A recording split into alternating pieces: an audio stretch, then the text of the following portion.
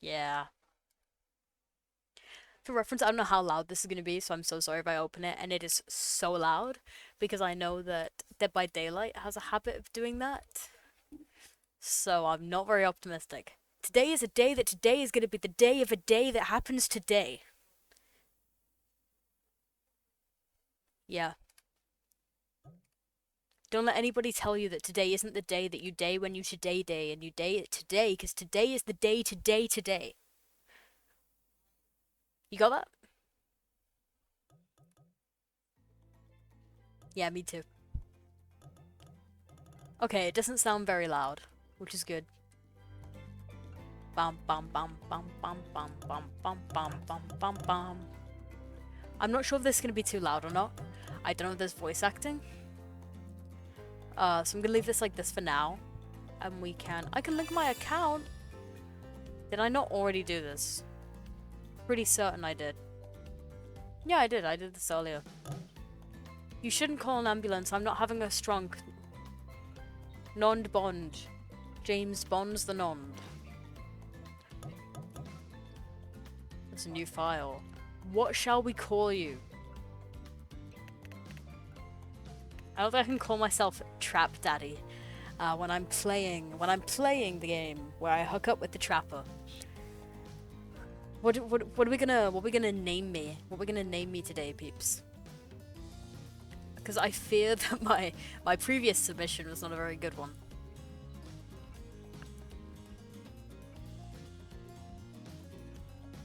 This music is a vibe, the vibiest of vibes.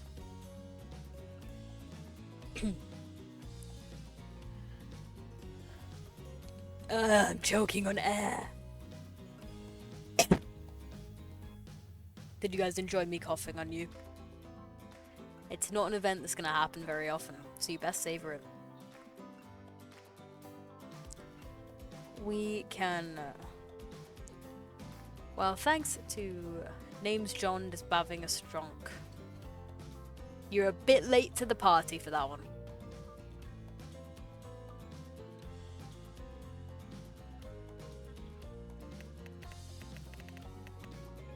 Oh, I can't have that many letters. What if your name is like... is that not too many? Yeah, that's literally the max of the letters. I'm trying to think of a really, really long name. Bartholomew. Yeah, if your name's like Bartholomew, you can't fill it in.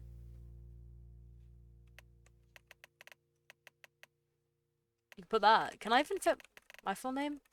I can only just fit my full name. I'm just gonna call it after me, because none of you had funny suggestions, and I'm disappointed.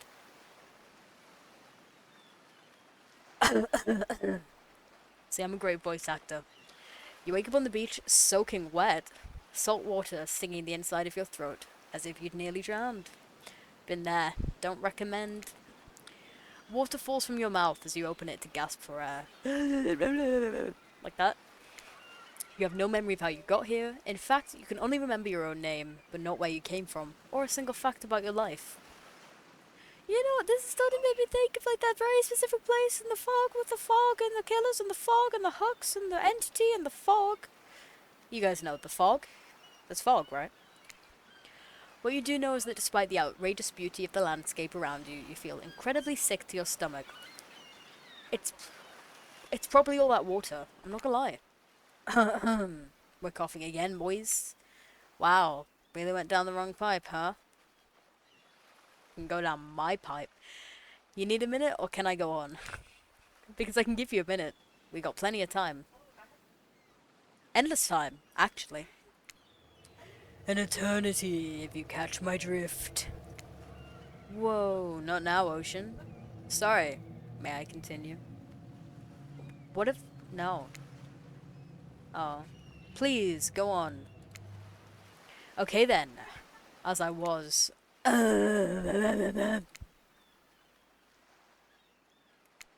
As I was saying... You look down at your feet, ankle deep in the crystal blue water of a newly arrived wave. As the water recedes back into the ocean, it reveals a grotesque discovery. I'm not dating that. A decomposing face stares up at you from beneath the sand. All you can do is vomit. A stream of dark bile, a stream of dark bile, bugs, worms, and other ick. Questions race through your mind. Where are you? How did you get here? Who is behind this incredibly charming and well-spoken voice in your head? However, answers don't come easy. Your mind is completely blank. I want to do this in a Tribbiani voice. Joseph Tribbiani. What do you do?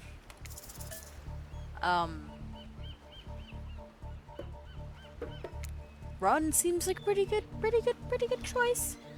You turn away from this wretched sight and begin to run. But the beach, it's endless. Like the fog! We've been over this. Despite how far you run, you get nowhere. Exhausted, you stop and look behind you. Your footsteps erased by soft blue waves. You turn inland. Considering your lack of options, you've got no choice but to walk into the brush. Into the brush? Is that supposed to say bush? Am I walking into bushes now? However, the beauty of the beach is not shared by the darkness of the palmy woods before you. There's nothing inviting about that shadowy forest. Terror freezes you in your steps. Dun dun dun. Why are you trying to run away? This is paradise. You had to enjoy yourself, don't you know? A little bit of fun. Take charge of your own experience. The ocean is Batman. It's not the entity, the ocean is just Batman. Well, that was sure weird. That voice again. Do oceans normally talk? Your memory isn't right, but you're pretty sure you remember learning as a child that oceans do not speak directly to people, just spooky terms. Your mind doesn't have a chance to linger any longer on your current situation as you feel something soft bump into your foot. Oh my god, it's a volleyball! When you look down, you find a volleyball sitting in the sand there next to you. You stare down, frozen. Let it go! A voice calls out from behind you.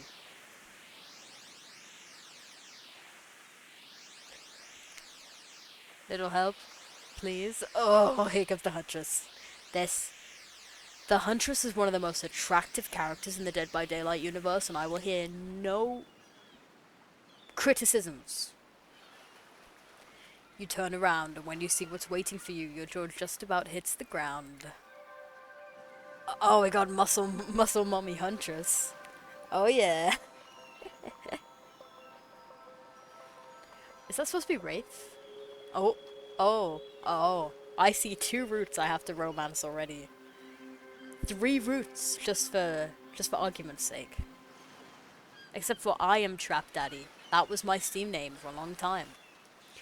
4 gorgeous monsters stand halfway between you and a well-tended volleyball court. Each of them oozes with undead energy. A magical aura reaching out and... Did that say penetrating you? I don't know, I caught the button. I'm being penetrated already, boys. Didn't even have to romance them. Your heart begins to race. Curiosity, fear, desire. You can't help but stare at these casually dressed. Let's call them killers. I don't know. Not to be judgmental, but that's the energy they put out there. I'm not being judgmental. I'm not putting any biases out there. So many competing feelings rush through your mind at once. You're completely paralyzed. Hello. There are weird days, and then there's this. All you can do is look down at the ball and back up at this monstrous lineup of, well, literal monsters. Sexy ass monsters, though. What do you do? I'm gonna give him the ball back, aren't I? It's just mean to keep someone else's ball. You bend down and grab the ball. Is the music still okay, by the way? Like, for volume-wise? You bend down and grab the ball. It's warm from sitting in the sand on this beautiful day. When you give the ball a toss, it arcs beautifully through the air and lands right in Huntress's hands. Not bad, stranger. I'm not doing voices for all of them. I'm just gonna lose track.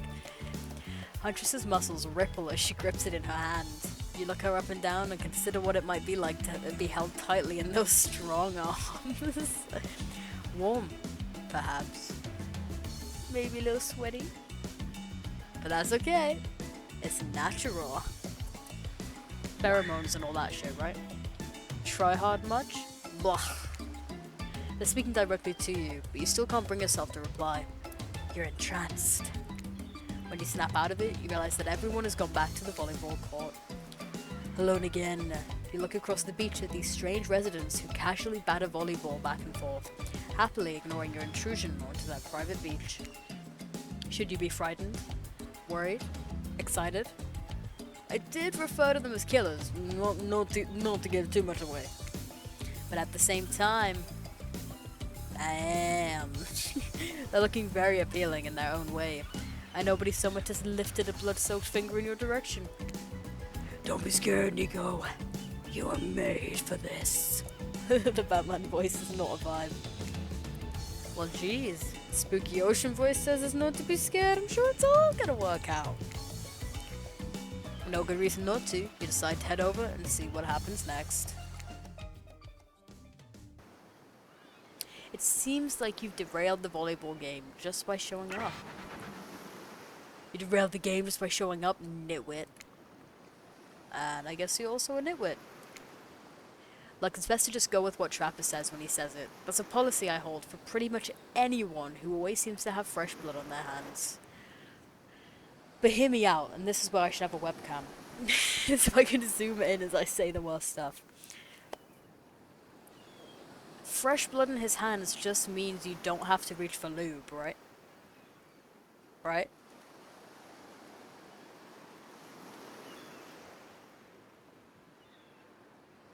I'm trying to type and I think I caught dyslexia.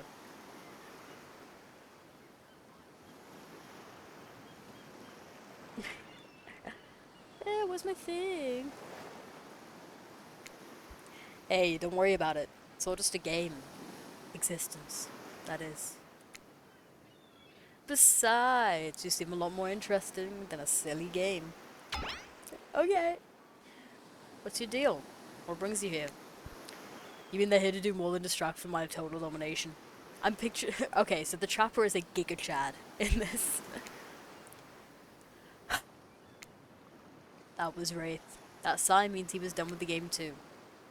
Either that, or he saw a butterfly or something. Look, I don't care why this slack-jawed moron is here. I just want to know, can I kill them or not? You know you can't. At least not yet. Oh yeah. Not yet. It's giving like a himbo Joe Swanson. Hey Nico, you might want to, you know, say something? Actually, never mind. There'll be plenty of time for that soon enough. Right now, this group has some questions for you. But be warned. Answer quickly and answer well. Ah shit. It's a timed quiz? This is a timed quiz. And it'll be very important later. Oh no. Very important. Or not important in any way whatsoever. Probably that one. Can't remember. How attractive would you say you are? Oh, well, this is just gonna... No. I've never thought of myself as attractive. Whoa, watch it. That's bullshit. You're beautiful. Hear me? If you could have any superpower, what would it be? Oh, so super strength would be great, because, like, the fucking Hulk. But flight, I don't know, I feel like I'd get sick. Invisibility, you could hide. From, like, oh, I don't know. Super strength seems more useful. Super strength would be cool. Strength isn't all about muscles. True strength is up here.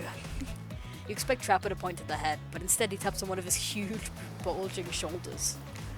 It's specifically in these muscles. Nobody gives a shit about your calves. I feel targeted because I can do like 54 kilos on calves. And he's like, no one gives a shit about those. It's being bullied. Being a cyber bullied. Anyway, what was your best subject in school? Math, history, or skipping class? It depends on what stage of school we're talking about. Because if we're talking about like secondary school, probably maths, but I enjoyed history the most. But now I'm at university and I skipped class. So I don't really know. I'm gonna go for history because I find history interesting. History? Nice. It's important to know what came before so that we're not doomed to repeat humanity's mistakes. I mean, well, anyways, but still. Mind if I played this when it came out? I don't think it would have had as much ground in that as it does right now. What's your favorite animal? Dog, cat, or what the fuck is a mustelid?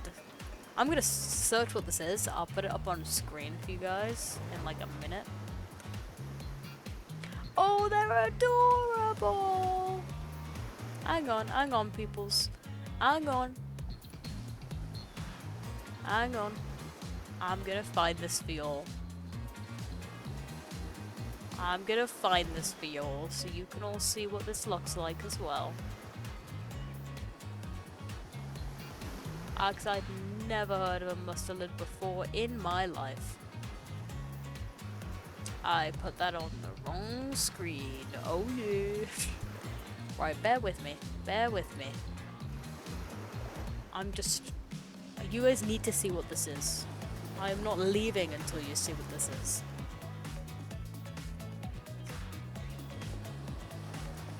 Let me show you. I'm saying let me show you as though I'm actually showing it, but I am currently not showing it.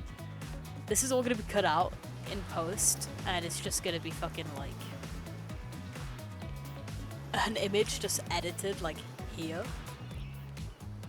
This is what it looks like. Isn't that so adorable? Isn't that adorable? I should find more images. They are cute. They're like ferrets.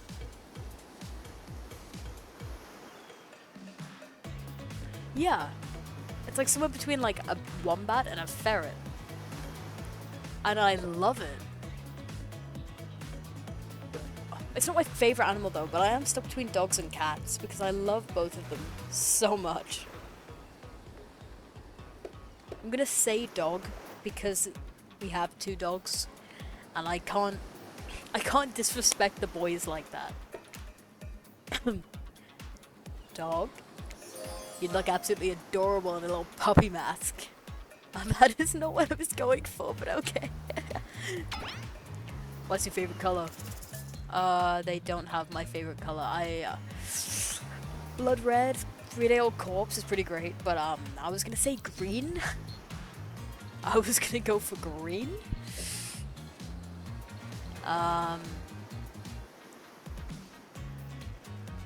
Blood red out of those. Red. Some call it the color of love, but love's just another word for pain. Who hurt you? Who hurt you?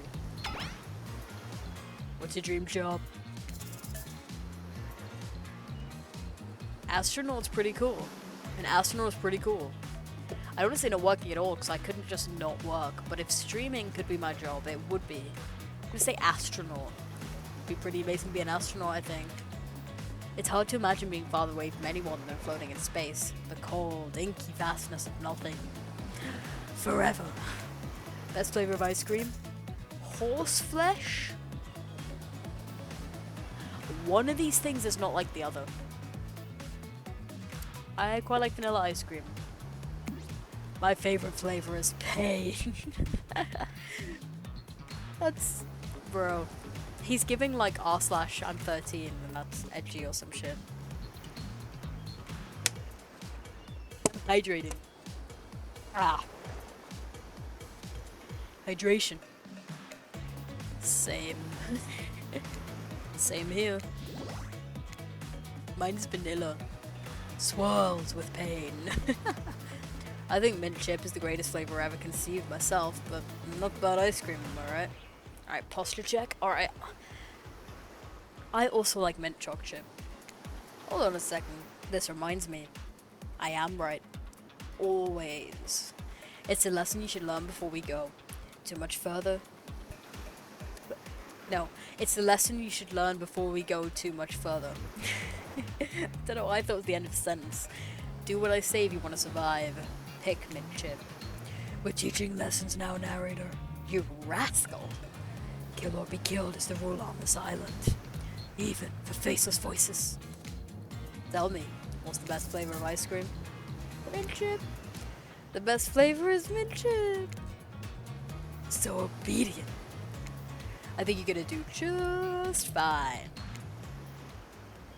Anywho, now that they know so much about you, I'm sure the group wants you to start getting to know them.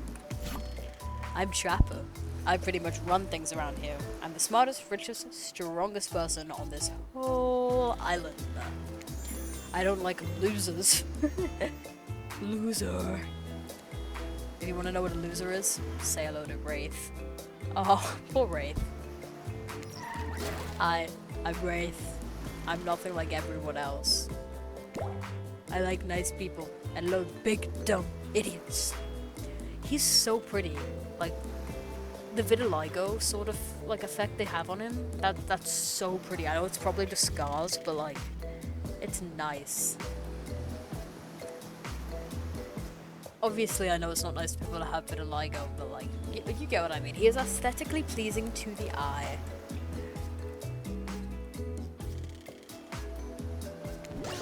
Hey, what's up, spirit? I don't like most things. I don't really hate most things either. It's not worth my time. But the things I do hate, I really hate, you know? I know. Based on my personal observations, life is nothing but suffering, and society has a carefully calculated lie to keep everyone subservient to those in power. It's better to choose to just not take part.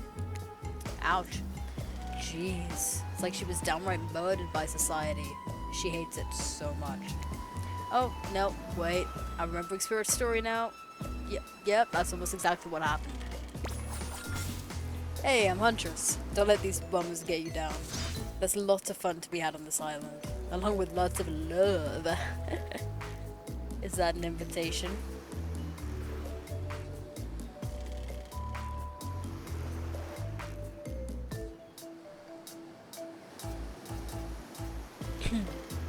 Yeah, there is, if you know what I mean. Grow up.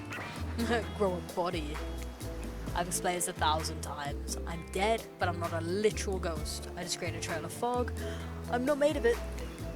Whatever, fog body. Whatever, fog body. No, I like this game. I'm enjoying it. This isn't normally the kind of game I play, but I'm having fun. That's not nice. He's not nice. You love it. Only sometimes. Ew, really? That's disgusting. That's why she likes it. Don't speak for me. I also hate it. Stop speaking entirely, actually. For the first time ever, I agree with Wraith. Let's move on. Otherwise, they'll do this all day. Besides, if I know this crew, and I do, they'll want to show off soon enough. If we're done playing, let's do something else instead. Wow, for once I actually agree with the meathead. I say we go to my yacht. It's the massive boat dock nearby. You know the one just over there? I'm not sure if you can see it on account of my massive cock, but it's there. I'll give everyone a taste of true luxury and power. Wraith rolls his eyes. Don't mind him, he just hates fun and happiness and everything nice in the world. Like mid-chip ice cream. No, I hate the endless, desperate, soul-crushing pursuit of wealth, the way it's flaunted needlessly, and the cruelty it engenders. What about hanging out by the pool? I find the water calming. Simple. Beautiful. Hey! What about our volleyball game? We can exercise and have fun as a group. You're serious? There's a perfectly good lounge to chill out at. Right there. I'm tired. And besides, I hate being in the sun. Where do you want to go? I'm gonna assume this is the volleyball game. Yeah. Not only because I'm down bad for Huntress, but also because I like sports. So, I hate that I interrupted your game. You should finish it. Yay! I love to play outdoors. I also love to meet new people. I also love to bring them home to play. A wink wink. I'm sort of a big kid at heart. Obviously you are too. I like you already. That's great. I'm happy if you like me. I'm more than happy with that. I hate people who are too serious. They ruin everything. They do. Well, they do if you don't handle them swiftly. Hold on. I forgot the survivors were in here. I remember thinking Dwight was really fucking cute in the advert, like the art style of him. And then I forgot they were in it. For just one moment. This is Dwight and Claudette, our activities coordinators. They're also the cooks, waiters, bartenders, janitors, and every other job. They're the only help remaining on the island. This place we call Murderers Island. Cue dramatic flourish. Edit it in. Post-production Nico, put a flourish here. Oh, did it for me. That's great. None of the others survived. Survived the interview process, I mean. Oh yeah, that's definitely what you mean. Definitely. Nothing sketch going on here. Hence why we shall heretofore... This is why we're going to refer to them as survivors with a capital S. These two have worked here a long time. So very long. I don't know how long it's been. Sorry. Anyway, I should probably let Dwight and Claudette do their mandated jobs. They sure look happy, but they're vibrating with a nervous energy that is starting to give me the creeps. We will now escort the group to the venue of your choosing. However, in the future, we recommend waiting for us to present you with your options whenever possible, and don't just run off to various activities unsupervised. We don't have much autonomy around here. The least you can do is allow us to do our job. What if I don't though? Like, what are you gonna do about that? Are you gonna cry about it? Are you gonna go cry to your mom? I mean, it's not like you can leave the island. You can't really do anything about it. The most you could do is help us get off this island. Dwight! Yes, pardon me. Follow us, please. Hey, narrator? Yes? Something I can help you with? Those two, Claudette and Dwight, did they just start to mention something about wanting to escape? Is escape an option? Should I be trying to escape? Escape? No. I think you're mistaken. It seemed like Dwight was asking for help to get off this island, though. Oh, right, that. Yeah, that's true, he was, but he just meant he wanted to get to the other vacation island getaway, a couple miles south of here. It has much fancier accommodations than this island. He would never want to leave. It's one of those big corporate outfits, quite exclusive, all the famous celebrities hang out, very luxurious. Doesn't quite have the charm this island has, though. Trust me, you wouldn't want to go there. With all that money comes a lot of restrictions. This is where you belong.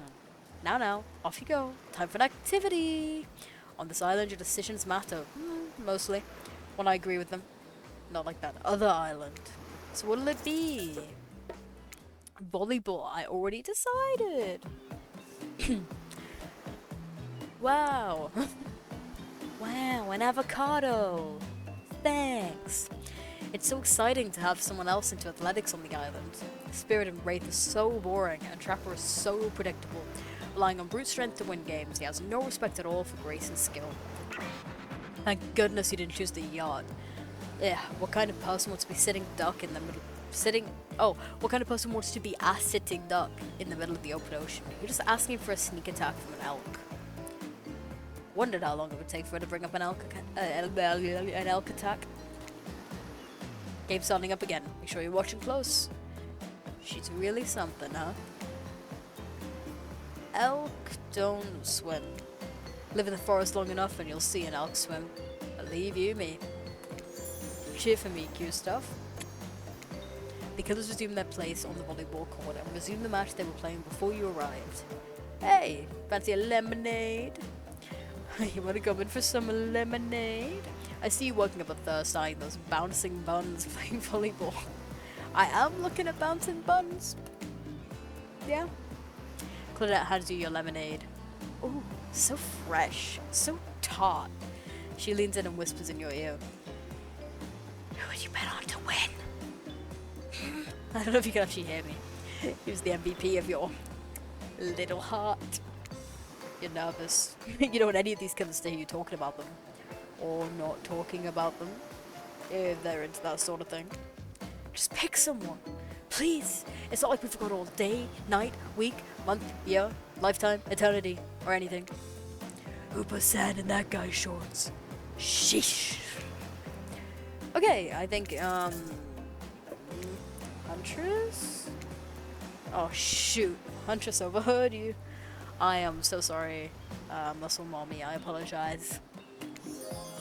Oh, you get your eye on me? I'm flattered that you think I'm good, but honestly, I'm a little annoyed I've been so flashy with my moves. Usually I'm so sneaky you can barely see me at all. Huntress is totally kicking my butt. Correct answer. I'm allowed to support the other people on this island, right? Oh, jeez, I have no idea what the rules are here. Are they even rules? I should have stayed in my secret Larry. My secret Larry. Wow, what a game. It's a tie. Can there even be a tie in volleyball? No one knows since this is everyone's first time playing. Oh my god, this is like me. These killers don't usually have time for team sports amid their busy schedule of brutally tearing survivors to shreds. Hey, is Claudette crying? 1 second, I'm gonna quickly uncapture my cursor. Just because it's annoying me. Cool. You okay, Claudette? Probably just shedding a tear for her lost fellow survivors. You know, this resort had 4 employees when it opened. It's nothing, I'm totally fine. Whatever you say, boss. Oh look, the killers have dispersed and are all cooling down in their own way. Spirit is reading a novel. Trapper is stretching sensually in between chainsaw curls. Wraith is standing on the beach, desperately hoping that the sand will swallow him up. And Huntress is doing some target practice with her bloodied hatchet. You feel a nudge. Dwight is looking at you expectantly. You should really make a move. Life is short. You get snuffed out at any time of day. Carpe diem. Carpe carpe... That's carpe PM, not carpe Carpe nowem. Go ahead, chat one of them up. So which killer has caught your eye? Did I not just answer this? I just said that I want to hook up with Huntress. This has been my motif. I didn't read any of that. You're really great out there. Where'd you learn to move like that? Oh. This is so stupid, I love it. Oh. Whose moves? My moves? These moves? They're nothing. They're nothing. Huntress blushes a bit from beneath her mask. It's cute on cute, if you ask me. Sometimes you gotta look past some bloodstains. A lot of men have run for their lives in my presence. Hey, Finn! No, not Finn. That's Jen. I saw Fenny and I was like, Finn? Finny? No. Hello, welcome to the stream. I'm playing the Dead by Daylight dating sim. A lot of men have run for their lives in my presence. You really learn a lot about what the human body is capable of in those types of scenarios. I love to exercise. In a way, we're all running for our lives when we keep in shape. How you doing? Guess I've never thought of fitness that way. Maybe it's time to start. You never know who's coming for you through the brush, as fast as they can, propelled forward by hunger, desperation, or just plain old boredom. Doesn't seem like boredom's gonna be your problem, surrounded by all these characters. Survival, on the other hand? You're gonna need to compensate for your lack of a killer instinct. What's your style? Imagination. What I lack in fitness, I try to make up for in imagination. I like to make up little games for myself to play. My imagination is very vivid. I can imagine the two of us, I don't want to read that, the two of us panting, sweating, our clothes torn. That's a really vicious game of volleyball. I'm with you. Our hands gripping the sheer face of a cliff's rock wall as we climb. There you go. Not exactly where I was going, but sure. Up to a cavern entrance, a dark cave, slick with dew, shimmering in the moonlight. Back with you. A pack of wolves await us there. Friends, enemies, dinner. We look for each other's eyes, then back at the wolves, and together we all howl. Ow! It sure sounds exciting. My blood is pumping just thinking about it. Come on, everyone. The fun and games can't be over already. I get it. Volleyball? Not ruthless enough. Look at us. We crave action. We crave excitement. We crave the thrill of the hunt. It's time to see if our friend here has the hunter's instinct. We're so used to baiting me like prey on the volleyball court, Nico. Huntress waves a bloody axe in the air, and you step back. You step back nervously before you realize she's not waving it at you. She's handing it to you. Ooh. Don't worry, I've got several of these. It's important to hone your skills, especially when you're in a new place where threats may lurk around every corner. You need to make sure that you are the biggest threat of all. Just don't aim those things at me. You can't even see me. Mini games consist of 2 parts. On top, a pointer in which rotates in a clockwise direction. So that's gonna go wah wah wah wah wah. You guys can't see me moving my mouse, but I'm wah-wah-wahing around in a clockwise direction. And at the bottom, a target you're gonna be pointing at. Sometimes the target is immediately visible, sometimes it's hidden until the pointer arrives. Press the space bar to stop the pointer while over the target to win. Fail to land and you will lose. To achieve a perfect success, land on the start of the target area, not the end. So I assume on the circular part. Okay, ready to play? Or would you like me to repeat that? Is there a save option in case I fuck it up? I'm ready. Can I save? Yes. I'm gonna save, and then if I fuck it up, I can just reload. Wait. I'll put it there. So I want to have 2, just in case. Ready? Away we go. Show 'em what you got. Oh, did I get it? Perfect. Perfect. Perfect. Oh, missed. You missed completely. I missed again. I'm impressed. A worthy opponent. I got casual minigamer as an achievement. I mean, could have been better, but who's keeping score? For the record, I am, and you got 6 points. Hatchet throwing? Cool. I guess. I like my stabbing to be a bit more up close and personal. Somewhere a loud horn blows and the survivors snap into action. Hey, no problem. I appreciate that you got here at all. Don't worry about being late. I'm just I'm thirsting after Huntress, as is my right. And it's interesting. It's definitely interesting. Time's up. You heard him. Get to the next activity. Everyone is Batman. Sounds like the next activity is mealtime? How quaint. You expecting what? Capture the flag. Do you know how complicated it is to run a game like that? Much more so than sitting and talking. You arrive at the cookout area to find an assortment of picnic tables scattered around. What were you expecting? Some kind of grand hall with a huge banquet table? This ain't some prestigious fantasy epic like you'd find on cable. Or that other island. Because, you know, we're not on that one. And it definitely exists. Dwight and Claudette usher you to your seat, but there's very limited seating directly around you. How do you keep almost setting fire to your pillow? What?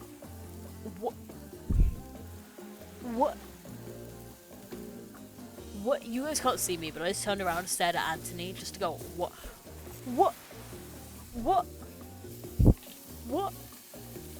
How do you both nearly keep setting fire to the pillow?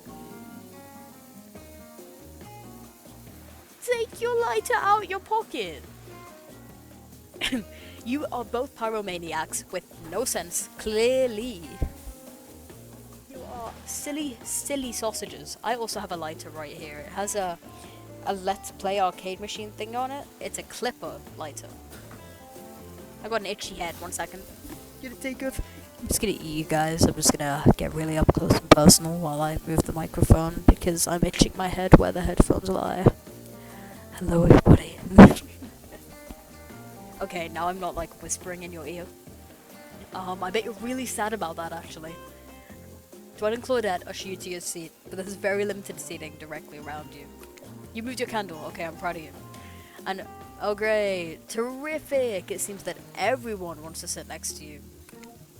Even better is that they don't want to sit next to certain other people either. To start, no one wants to sit next to Trapper. Meanwhile, he refuses to sit next to Wraith or Trickster.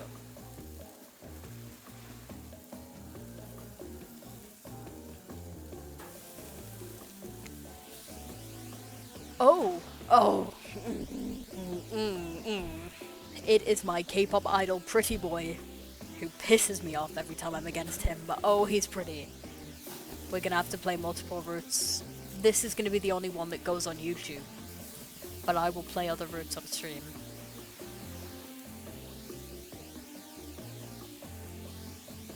You spelled idol wrong. But yeah, I love myself a purple head twink. I love it.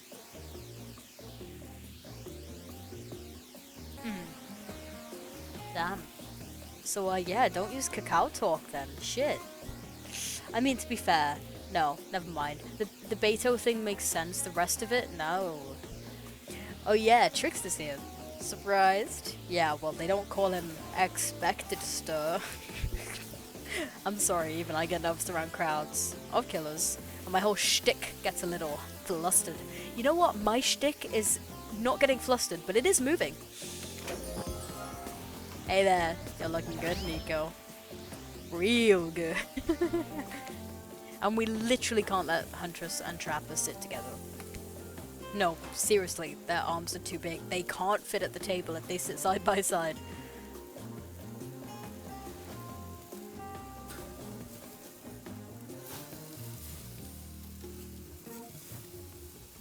I agree with you, but I'm also well aware, it's like the site I use, which I'm not going to name by name. I know a lot of that's been put on there and it shouldn't be on there. So there's that. It's the piracy part of it, but also the fact, like, you know, how else are you guys going to read it? It's like you said, there's so many things that didn't get translation, as there was no way for you to get that, other than that.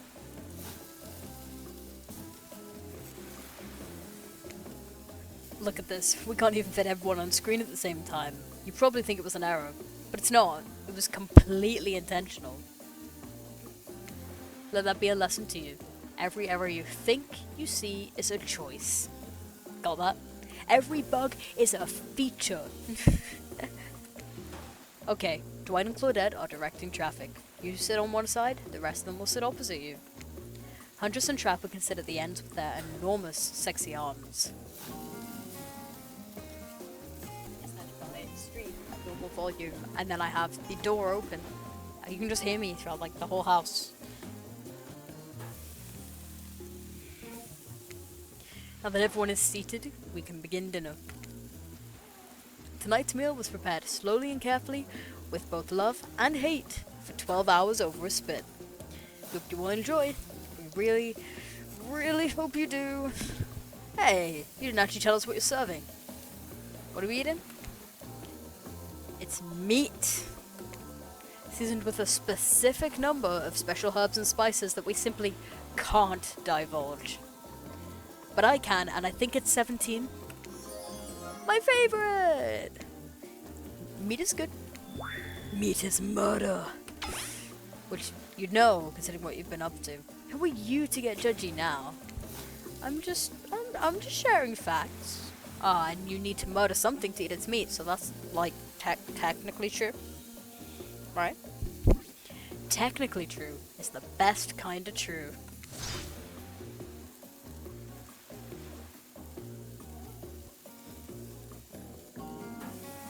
Okay, enough yapping.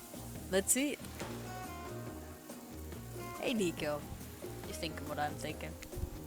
It's gonna be a person on that spit, right? Or several parts of overlapping people, perhaps. I haven't seen many pigs wearing palm tree button-down prints, you know.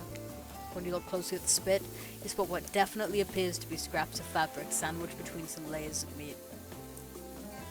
Boo, we're talking about manhwa because I mentioned about Trapper being like my favorite K-pop idol, and then K-pop to Korea to Kakao Talk to manhwa. Yeah, I don't know either, man. I think I might be sick.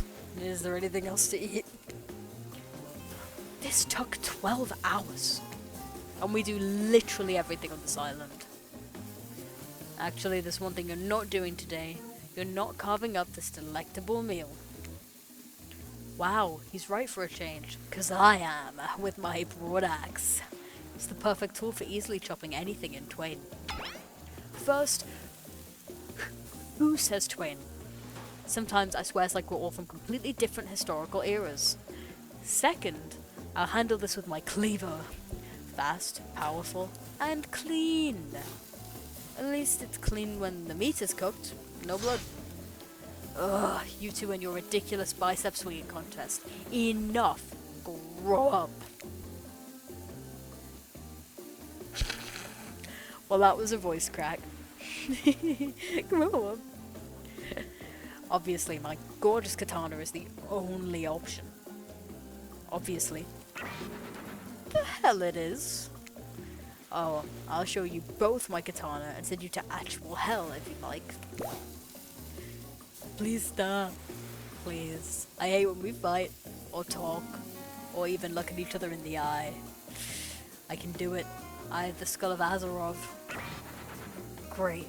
Instead of slicing it up, you can club it to a second depth. Hey Nico, I know this isn't what you want to eat, but hurry up and volunteer to carve up Felix. I mean, dinner. No, we killed Felix? We're eating this man for dinner? Aww. Otherwise, this will go on for hours. No hyperbole. They once argued over who had the most effective weapons for 72 straight hours. Eek.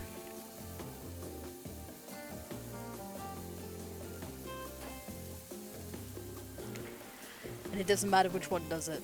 When they're done, they'll take even longer cleaning their weapon, or while explaining the value in maintaining your tools. Despite being a bunch of cold-blooded killers, for some reason they're always terrified of tetanus. Okay, so they've got the priorities straight. Hey, why don't you just let me carve up that dinner?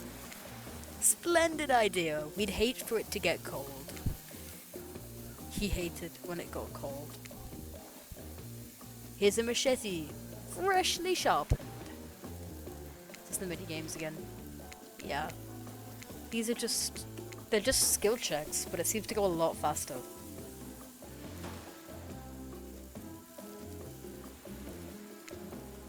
Okay, ready to play? I'm ready. Ready! Away we go. Slice. Chop, chop, chop the squid. Chop, chop, chop the squid. Perfect! Perfect! Perfect! Oh, you missed. Not bad. That was pretty good. I like to see what you could do with a less clunky weapon. Yeah, I said it, machetes are dumb. Dinner is finally served. For real. The sounds, especially coming from the masked killers while they eat, which involves lifting their masks and shoving food up behind them.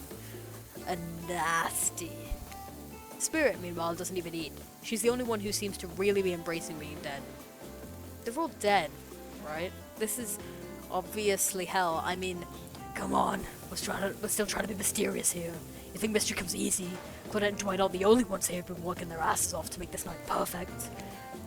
Well, at least they're lifting their masks. This is only 99% as disgusting as it would be if they just tried to smash stuff through there. Spirit. Spirit, why aren't you hungry? The two best things about being dead is not having to eat. That's only one thing. Think about it, Nico. Number two? It's no number two. One less thing to think about in the afterlife. Now, I don't like that, because when you've really needed the bathroom for a long time and you finally get to go, that is a great experience. Even if I wanted to eat, I have no idea what would actually follow. You might have noticed, but I'm mostly just a bunch of dismembered body parts floating in a spectral form. See how deep this cut on my abdomen is? I don't think my digestive tract connects anymore. Between the food and the behavior of the group, this might be the worst meal in history. But even worse is they're staring at you. You're not eating. They don't like that. I think they want an explanation why. What do you want to tell them? Look at that seagull! Wow, you ever seen a seagull that big? I haven't. That's incredible! Anyway, what were we talking about? Lame misdirect. Yeah, she's right, Nico. Pretty lame. Own who you are. Never compromise. Didn't you wash up on this island with no memory of who you are and how you got here? Yes, you did. Poor thing. I'm choking on my own air. You have no idea the last time you ate a real meal. And you've been standing in the sun. But the seagull... Uh-oh, he just made a lot of good points. I swear, you're beginning to feel lightheaded. It waved at me. Maybe you need to eat to survive here. Either that, or someone poisoned you. No, wait, you haven't eaten, so you can't be poisoned. Whatever the answer, you're clearly about to pass out. Oh hey, it's me again. Your friend, mentor, and guide. Narrator to the narrator. The ocean. Not sure how I feel about that characterization, but I'll allow it. I brought you here, and I might be the only one who can help you now. So he's the entity. The ocean is the entity. There's only one thing you must do to survive here. You have to figure out why you're really here. It's really simple. I am here to bone the Huntress. That is it. That is the whole point of this. No one can tell you, not unless you follow the right path, or at least, right path. There's too many of those to count. Hopefully you pick at least one of them. Because there are always more wrong paths. Many of them lead to your demise. Others to something worse. Yeah, bone! Starting the scene's over and having to fast forward back to where you were. Am I right? For this place holds many secrets, even from itself. But the one that truly matters can only be learned if you answer the most important question. Why are you here? Why are you here? Answer that and you'll learn the truth.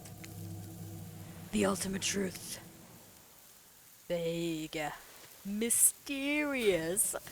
I gotta give it up to this ocean character. That's some quality early game storytelling.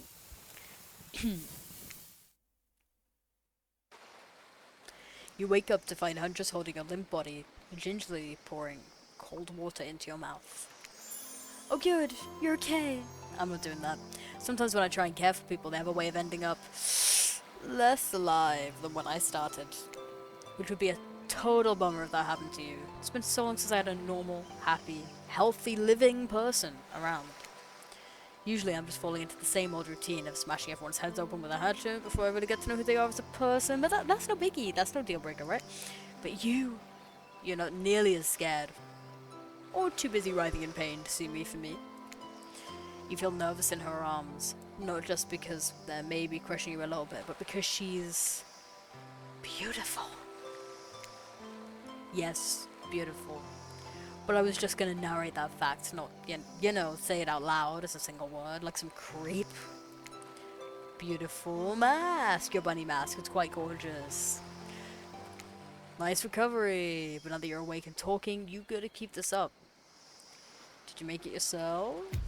You're the first person to ever ask me that. Yes, I did. You seem so quirky and cool. You could do anything. Own an Etsy store, be a doctor. Why is it that you kill people?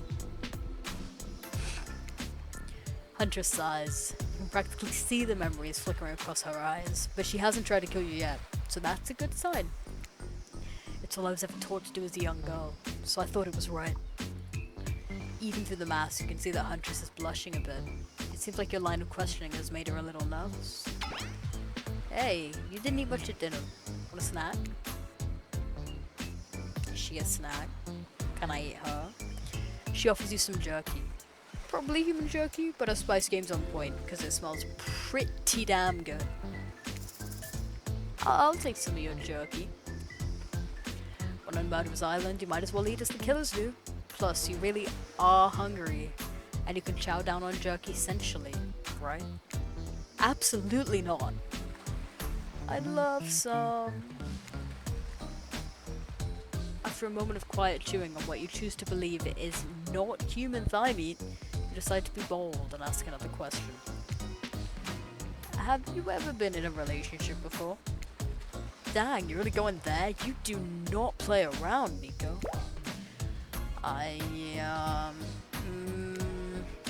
Huntress takes a moment to think deeply before answering. I must say, it's quite amusing to see this hulking bombshell get all twisted up with these personal questions. Kudos to you, Nico. There was this one deer that looked at me provocatively in a clearing once, but that doesn't count, does it? You hear the faintest giggles bubble out from behind Huntress's mask. Ha ha ha ha, you're so cute, Huntress. No, it doesn't count. Whoa, what's this? You found something in the sand.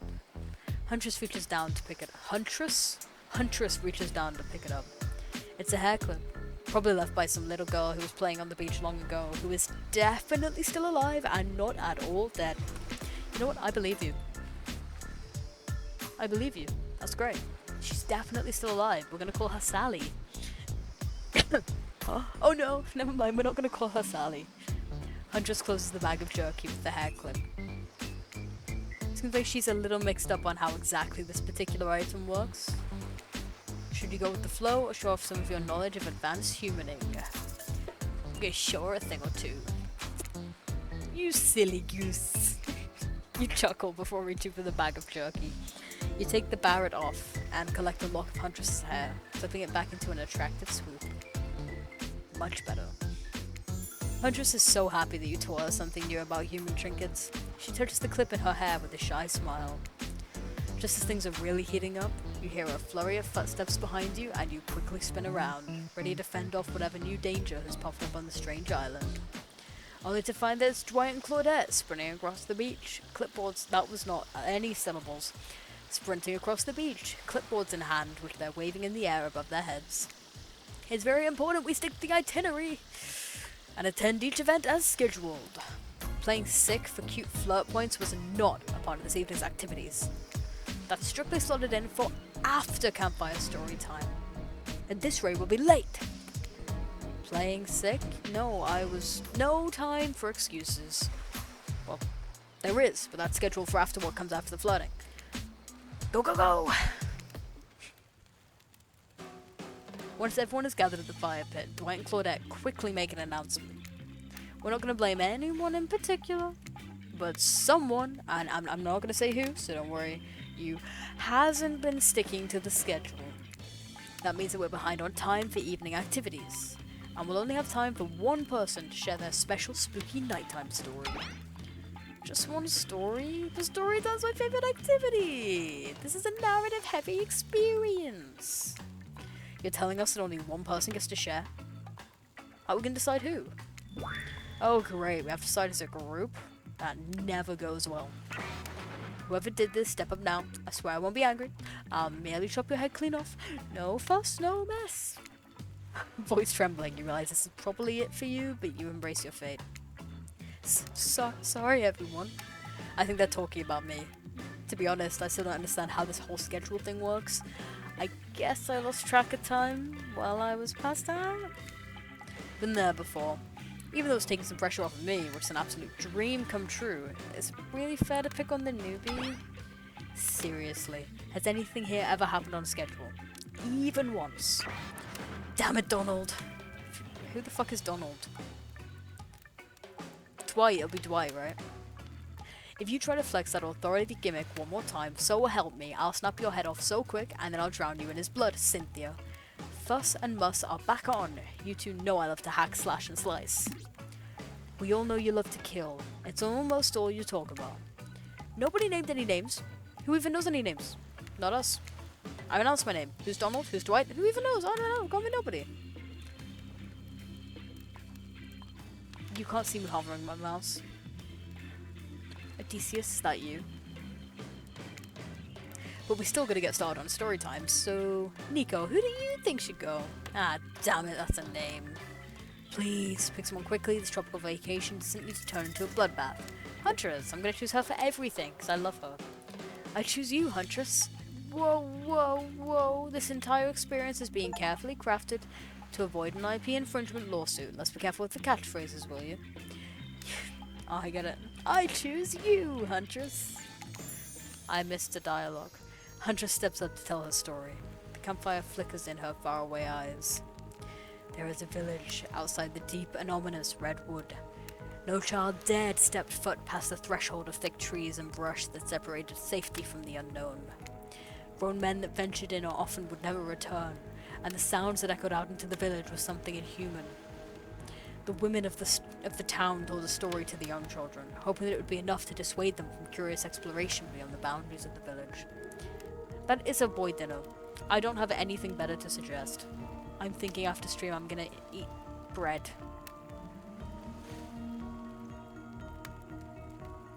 If she meant don't finish the milk, then she should have said don't finish the milk. So, really this is on her, and not you. They told of a creature that lurks in the woods, half woman, half beast, singing like a siren, haunting, beautiful, her voice the last relic of her humanity. It lures all who hear into her domain, and not precocious child nor fierce soldier can escape once you're in her clutches. Those who've seen her say she wears a mask of hair stained with the blood of so many poor souls. The hatchet she wields has been brought down brutally on the skull of many an unsuspecting hunter.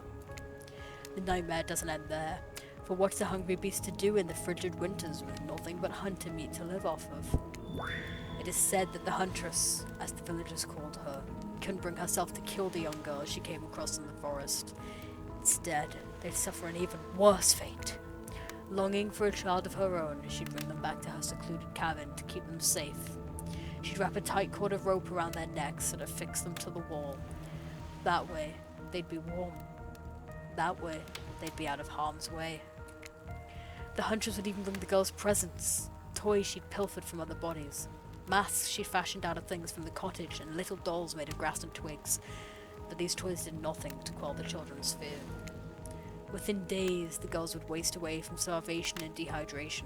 For all her good intentions, the Huntress had never learned how to care for a human child. You see a tear creep down from underneath Huntress's mask. Suddenly, the most beautiful singing voice you've ever heard fills the air. I'm not singing this. Because I can't do it justice. 10 bits for me to actually sing it. I need a drink, actually. I'm dying. I say I'm dying, I'm really not. I don't think any of you clipped the voice crack, which is good. And this is not an invitation to go back and do it, it's too late now. Bevwig. This is my last bottle of water, and I have like 3 mouthfuls left. You know what? I'm gonna sing it anyway. Sleep, my darling tiny one. Tucked within your bed so tight. As the old grey wolf will come, rubbing by your side. You are hilarious. There are no eggs, no milk. Eggs don't have dairy in. They don't have lactose in them. Because it's animal product. That's why vegans don't eat it. There's a brief moment of silence, and you feel the need to contribute to this stirring moment.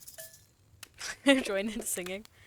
He'll snatch you up between his teeth. If on the bed then you sleep. Drag you to the forest deep, beneath the quaking tree.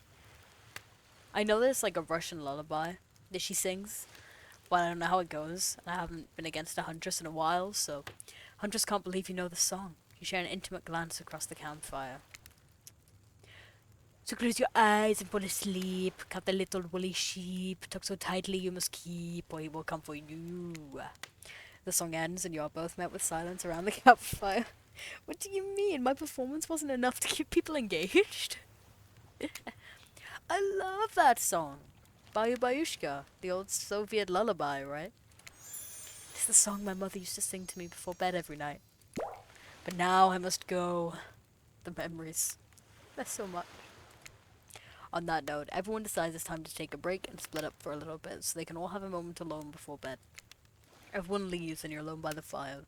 The only thing you hear is the ocean slowly lapping against the shore. This is nice. A true moment of peace and tranquility that lasts for all of 7 seconds because Trickster shows up and he's blaring his latest song. Hey baby, you look lonely. Mind if I join you? Blinks with both eyes. Wait, no, winks with both. Fuck. He doesn't wait for an answer. I know you've been hearing from these guppies all day, but I want to hear something from a. But I want you to hear something from a big fish like me. Something special those in charge of this island don't want you to hear. I am the ultimate catch on this island, the only lobster in an ocean of sardines. No one can give you what I can. Just have to find me. Come find me, baby.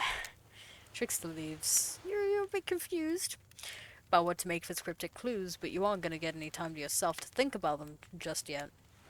Huntress approaches you. Of course you liked my story. Who wouldn't? It had everything. Cute kids, dead men. A Huntress. I find that all stories are better with the sound of a burning fire filling the air around you. Or the smoke, however I could do without. I'd rather eat barbecue than smell like it. Would you like barbecue and chili by any chance? Okay. Let's rinse off all that campfire with a dip in the hot tub, shall we? Dipping in hot tubs with the Huntress. You've come a long way in a single day. I'm not saying you should follow her. Or nothing like that. Just don't forget our little talk. I already forgot it. I don't know what he talked about. You and your storyteller friend slip into the water. It's just the right temperature for an evening dip. Plus, if some jealous shark comes along and manages to jump from the ocean into the pool, you're also pretty sure your killer companion could handle it. Before you run off, I wanted to make something clear. You know that half woman, half beast I was talking about in my story? There's me! I'm her. No way! How cool! That's really awesome. Thank you for being vulnerable and telling such a personal story. Huntress faux shyly twirls her hair. Tell the truth. What do you think of my tale? Do I have the makings of a best-selling author such as the comedic mastermind Dostoevsky? It was a really well-told narrative. Clear beginning, middle, and end. Riveted from the start. Plus the woman in the forest, I mean, you are clearly not a true villain. Just a traumatized child. Okay, now you're just being a suck-up. Huntress's eyes leer at you from behind her mask. She's had her time in the spotlight and is playing coy now. You chuckle awkwardly at Huntress's statement of the obvious. Why are you laughing?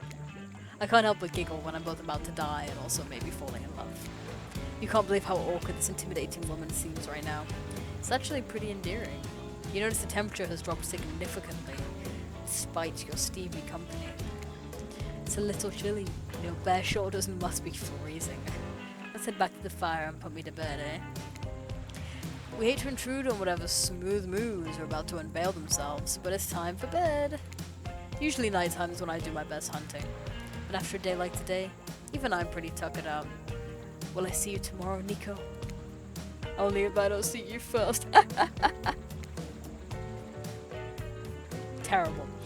You make a cute little bow hunting motion. I said Anthony talking about food and I was like, what? And then I didn't realize he was on a call. You make a cute little bow hunting motion. Huntress catches the imaginary arrow you shoot in her teeth and then bites down hard, snapping it in half. At least you think that's what she's doing. It's kinda hard to tell. Good night, my little snack. I am a snack. I'm sure that wasn't a reference to actually eating you. Right? She'd never do that. You head over to the campfire. The heat is comforting on this chilly night. Looking into the crackling embers, you think about Huntress's story of the half-human beast that abducted all those innocent children. An attempt to save them that led to their doom. Are you a mistaken prisoner here on this island? Is this your salvation, or will it be your demise? Before you can dwell too much on your fate, Claudette and Dwight arrive. Their now familiar creepy smiles stretching from ear to ear. It's a bit menacing to see a smile lit like that, lit by firelight. We must apologize for the accommodations. We weren't prepared for another guest, but we're gonna make you comfortable. Or die trying. They hand over a pillow and blanket and welcome you to snuggle up by the fire. Perhaps some music will put you at ease. Just try to keep the volume to a minimum. Our other guests aren't the types you'll want to rob of their beauty sleep. Does it give me a tutorial for minigames every time? As you relax and look into the fire, the radio begins to fuzz and flicker. You examine it and decide that you might adjust the dial and fix it. What? What's this supposed to be at? Let's see what's on this station. No matter how many things you listen to, you still can't sleep. You decide to ask one of the killers to spend a little more time with you until you're sleepier. Who would you like to summon? Well, I'm sure you can all guess it by now. Huntress, are you around? I was wondering if I could get some company. Huntress appears in an instant. You really didn't hear her coming. She's more than happy to tell you her secret for falling asleep when she's feeling restless. Tea? If a Soviet lullaby doesn't work, the special mushroom tea has always done the trick. When I'm not coating the blade of my hatchet in it to ease the passing of my victims, I'm steeping it in a piping hot mug of water. Try it. You do. You finally start to feel sleepy. Except, maybe this isn't really a sleepy feeling. Maybe you're paralyzed. You try to keep your eyes open, but you can't. Darkness overtakes you. The dark voice from earlier speaks to you again. It shouldn't still be as spooky. By now you've had a whole day of strange voices in your head. But this one is still undeniably odd. Really worked up a sweat watching those killers toss the ball around, huh? The game is exactly as it sounds, but I love it. Would it hurt so much to go splash around in some cool ocean waves afterwards? I'm just saying, I'm out here, you know? You awake suddenly to see someone looming over you. Wraith stares at you awkwardly. He says nothing, just stares. You look around to see if there's something going on behind you on either side, but no, just staring. Oh, you're awake. I saw you with the Huntress right before bedtime. Are you making some sort of, alliance? Are you with... Wraith scans the horizon. Them. I'm just making sure you are who you say you are. I've been burned before, and something seems off in the silence since you arrived. Even more off than usual. Maybe we could talk more about that tomorrow. It's just... Since you got here, I just think... I think we could have a really nice day tomorrow. Together. I'm proud of you. Go have food. Take care of yourself. It's just, you have no idea how long I've been here with these monsters, to be honest. I have no idea either. They're just awful. Boring and loud and stupid. I need to Bevrig again. That's the one thing about when you play games like this. It's like when I play Danganronpa on stream. Your mouth dries out. Speaking of, I think I'm going to play the Danganronpas on stream. You're different. There's finally someone here on my level. You're thoughtful, interesting, gentle. I think we could, you know, have fun. I can show you some cool stuff if you want. If you don't, that's totally cool. I get it. No pressure. In fact, probably just forget I was here. Good night. Finally alone, for real this time. Maybe. You drift off to sleep. Again. Hopefully you're not poisoned. Yeah, I didn't eat the meat, but I did eat the jerky, and I did drink the mushroom tea. Wait a second. Where are we? This isn't... Jeez, it is. It's one of those reality show confessional rooms where all the contestants talk directly to camera. I think today went really well. These were some of my first interactions with someone who isn't a parent that didn't end in bloodshed or untimely perishing in my Russian cottage. So I'm counting today as a win, no matter what happens. What do I think of the newcomer? Do I have to say? Oh, I do? Okay, attractive. The theory is, I really don't know that many other words, as I was raised by my mom in the woods until she was skewered by an elk and I had to wash her entrails off my sarafan. That being said, the other three should make sure to be on their guard. I don't know who this newcomer will want to spend time with tomorrow, but I, for one, will not let my guard down easily. Who knows about the others? Wraith, I think, knows more than he's letting on about this place. He's a hard nut to crack. Meanwhile, Spirit is just screaming all the time. Major buzzkill. And Trapper, where do I even begin with Trapper? He's rough, sure, but daddy issues much? Sheesh. Look, I don't need anyone. I've been perfectly fine on my own since my mother died. I eat a fine diet of raw deer, bear, and humans, and I'm fit as a fiddle. That being said, something about this newcomer makes me think I might be missing out on some huge part of this thing called life. No biggie. If I'm being honest, I just want to kill just about every person I meet within a minute of meeting them. Even the few people I can tolerate, I want to see suffer for a long time. Before I kill them. But this person, for some reason, I'd like them to continue living. But now, one false step and, well, you know, everyone calls me Trapper for a reason, and they better call me Trapper. I swear, if I was this later and you list me as Evan, I'm gonna kill the Chiron guy. I don't really care. It's for the people who don't really like me. What's one more? I don't want to get distracted from my plan anyways. You know, I think I learned a lot about myself today. I always thought I was doomed to be alone for eternity, only my creeping desire for revenge to keep me company. Now I know it. You've survived your first day, still alive. I wonder if you can actually die on the first day or not. You open your eyes, the sun is shining, there's not a cloud in the sky, and you feel great, totally well rested. You're not even suspicious of the fact that you fell asleep by the campfire but woke up several yards down the beach. Wait, are you on vacation? Was yesterday nothing more than a strange dream? No, not a dream. You're really here for another day. Why? I have no idea. You're obviously a weirdo. Speaking of weirdos, I see the rest of the gang is hanging out on the beach. This is definitely not a dream. I wouldn't rely on nightmare just yet though.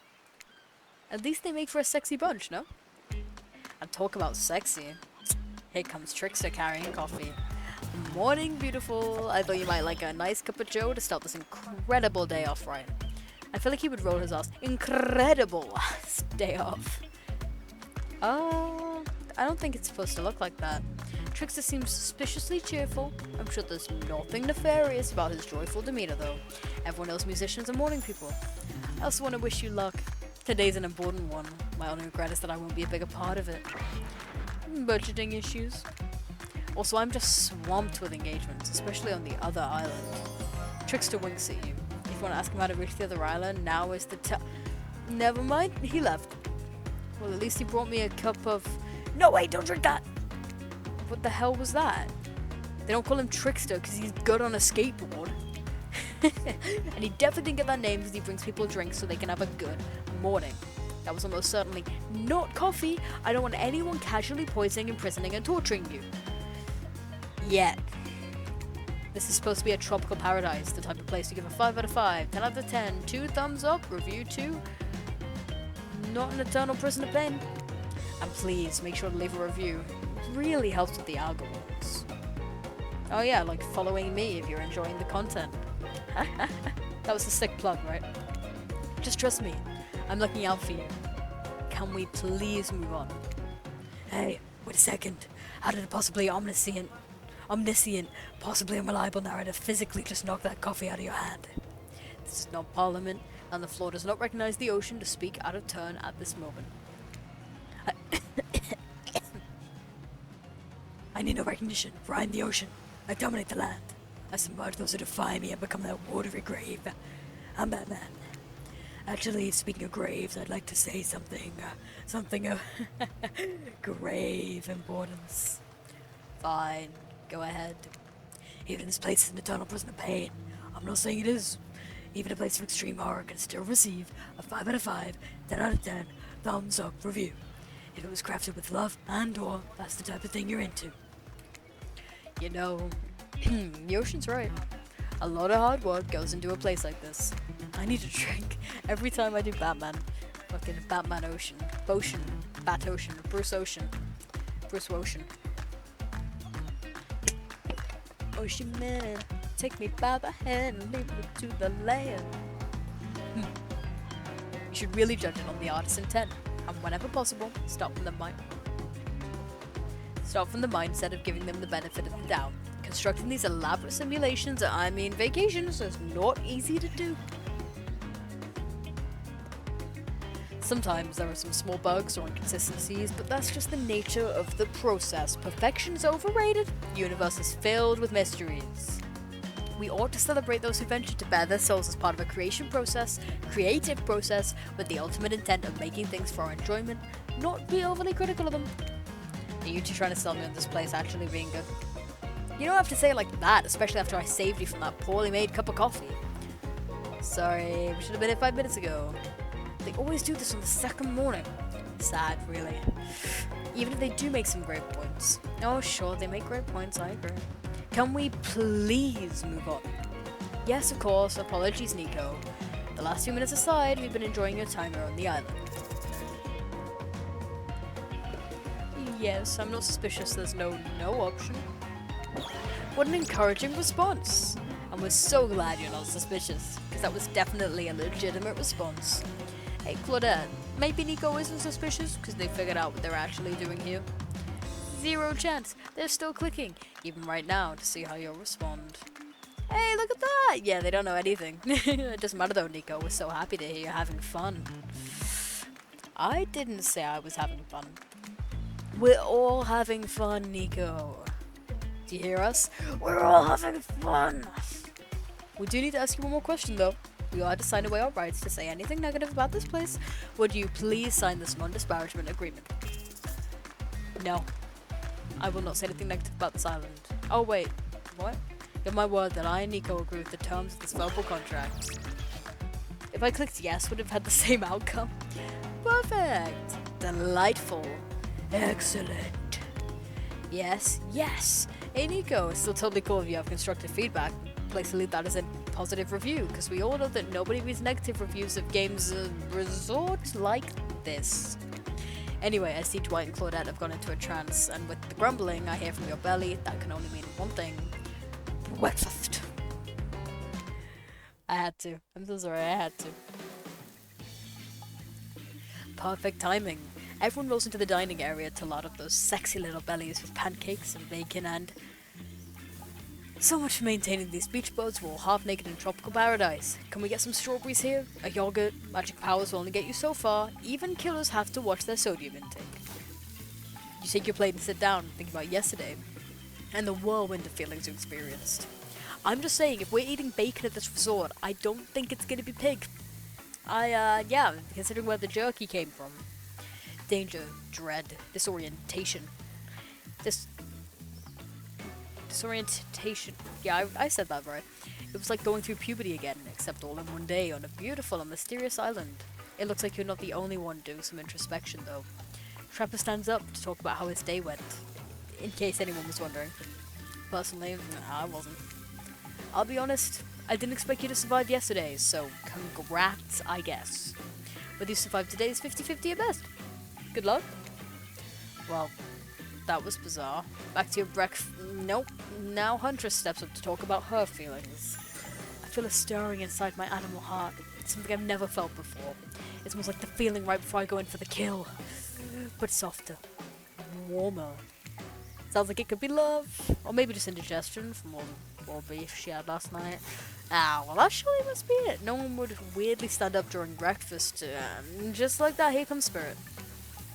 But I look especially well rested this morning. It's not because I slept well. As you know, I'm much dedicated to finding revenge to ever slip again. But because you all really left me alone yesterday to be my best, not constantly annoyed self, and I thank you for that. Now, if you don't mind, I'm gonna go back to quietly presenting being trapped here with you all, while looking cute doing so.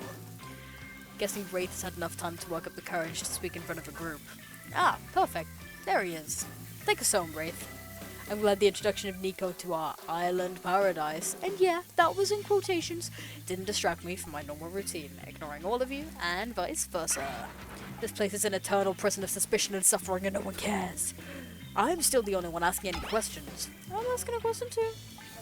It's when will Wraith shut up? And now they're all looking at you expectantly.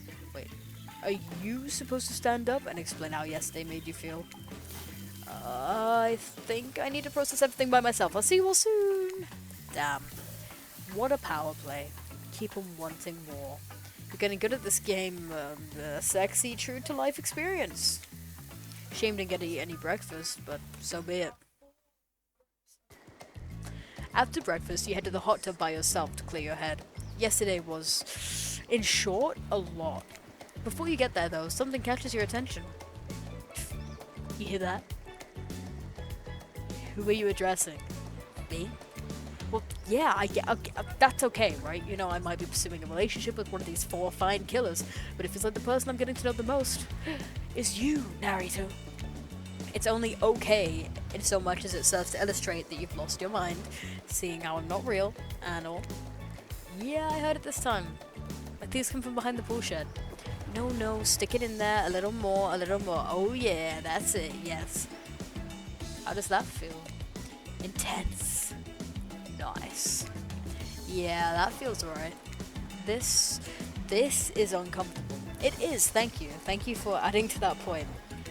Now I want you to take that and put it right. Yeah, you know what I'm talking about. Just like that. Exactly like that.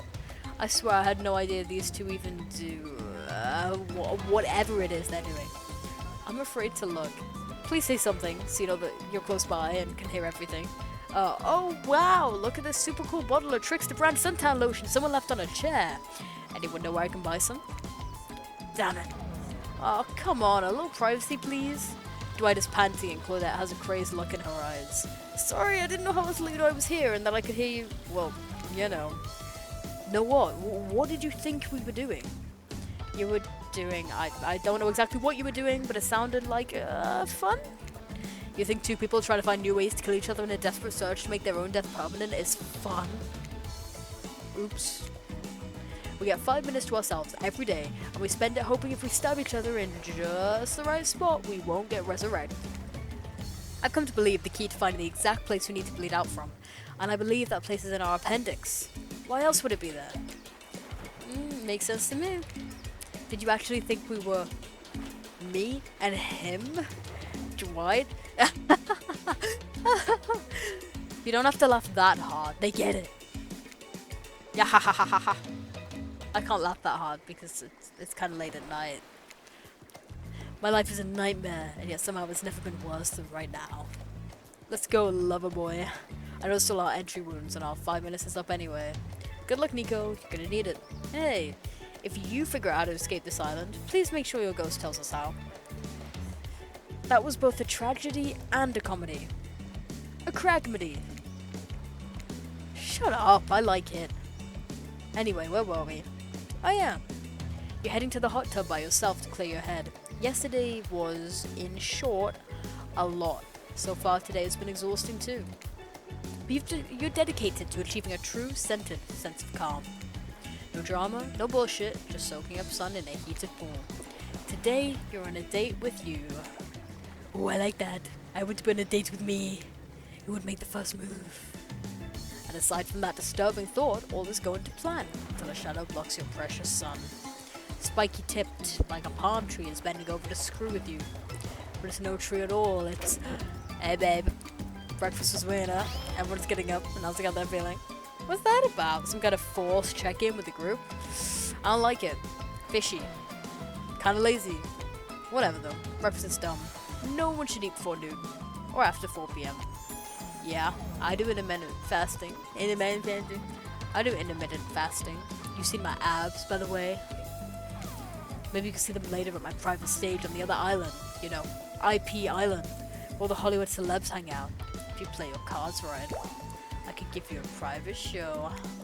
Catch you around.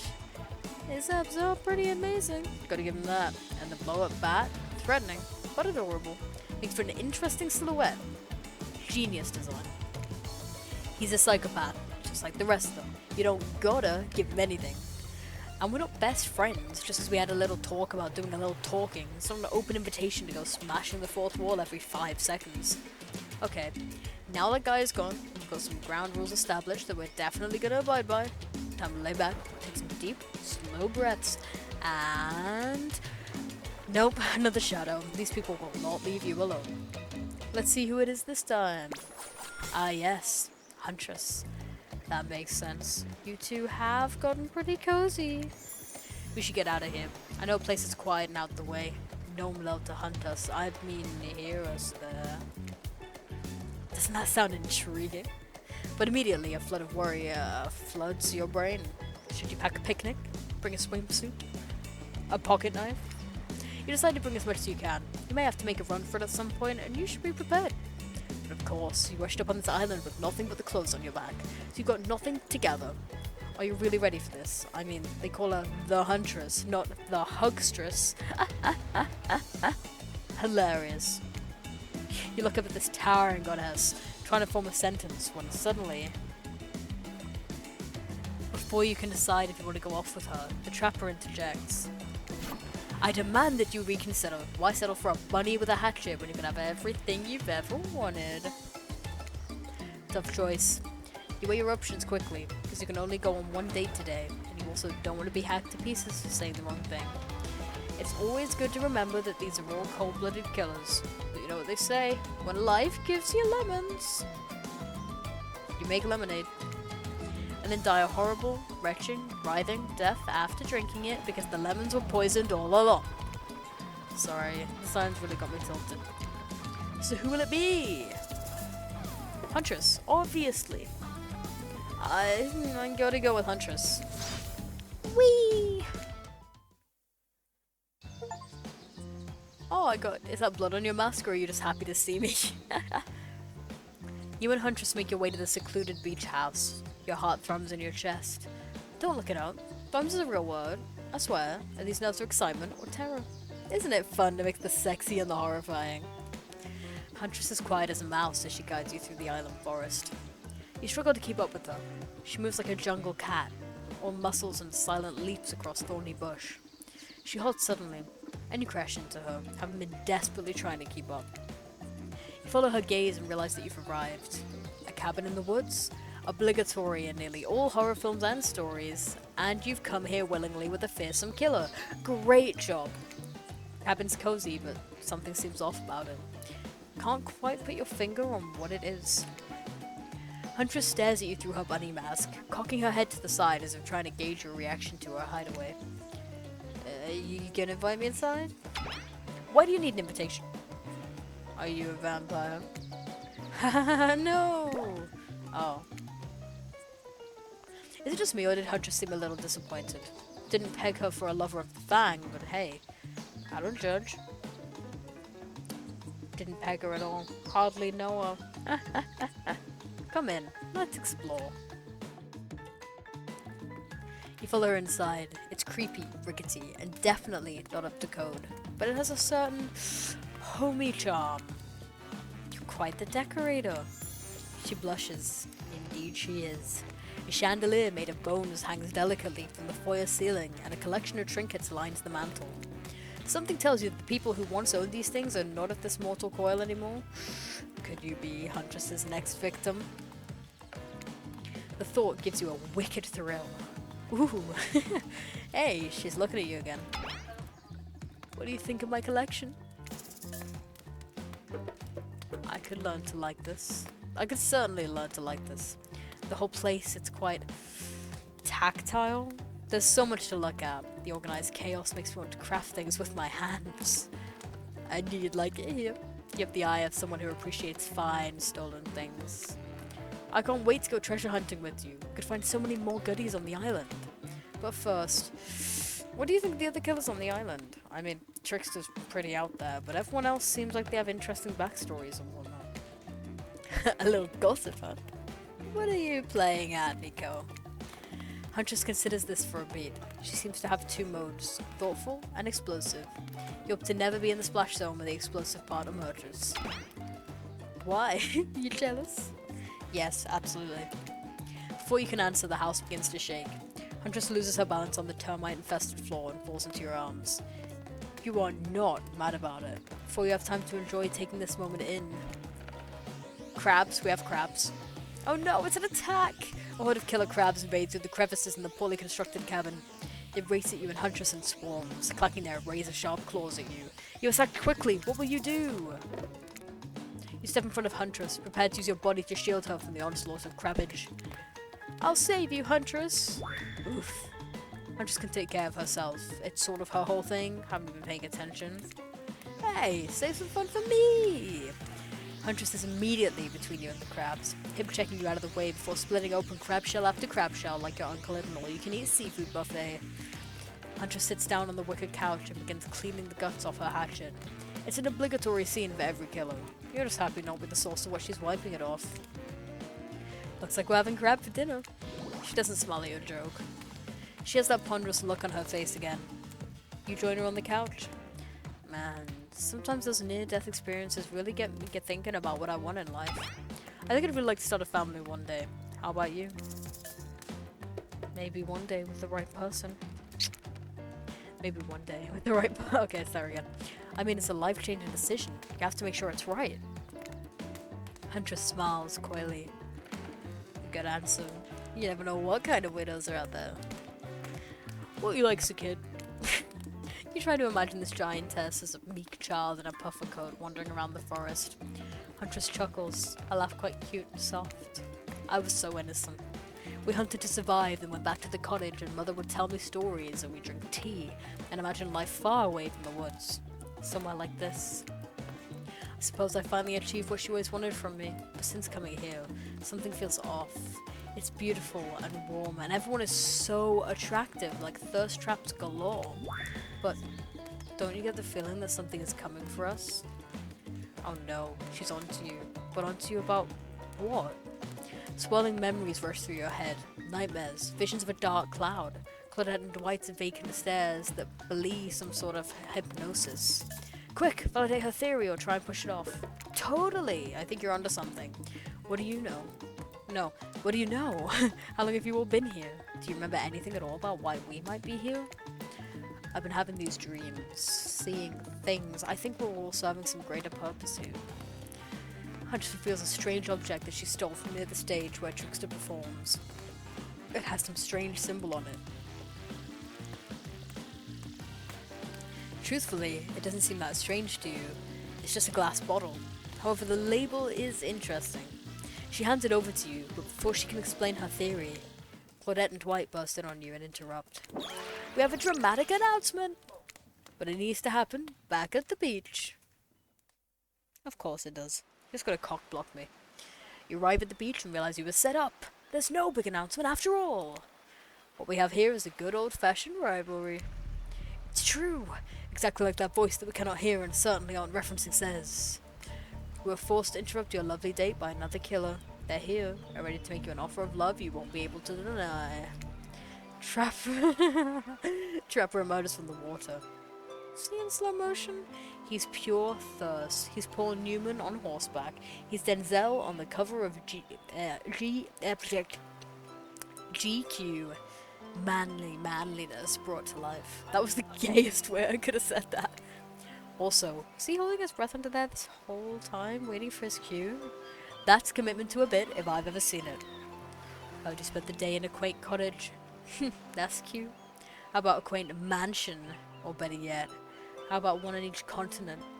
Yeah, I'm including Antarctica.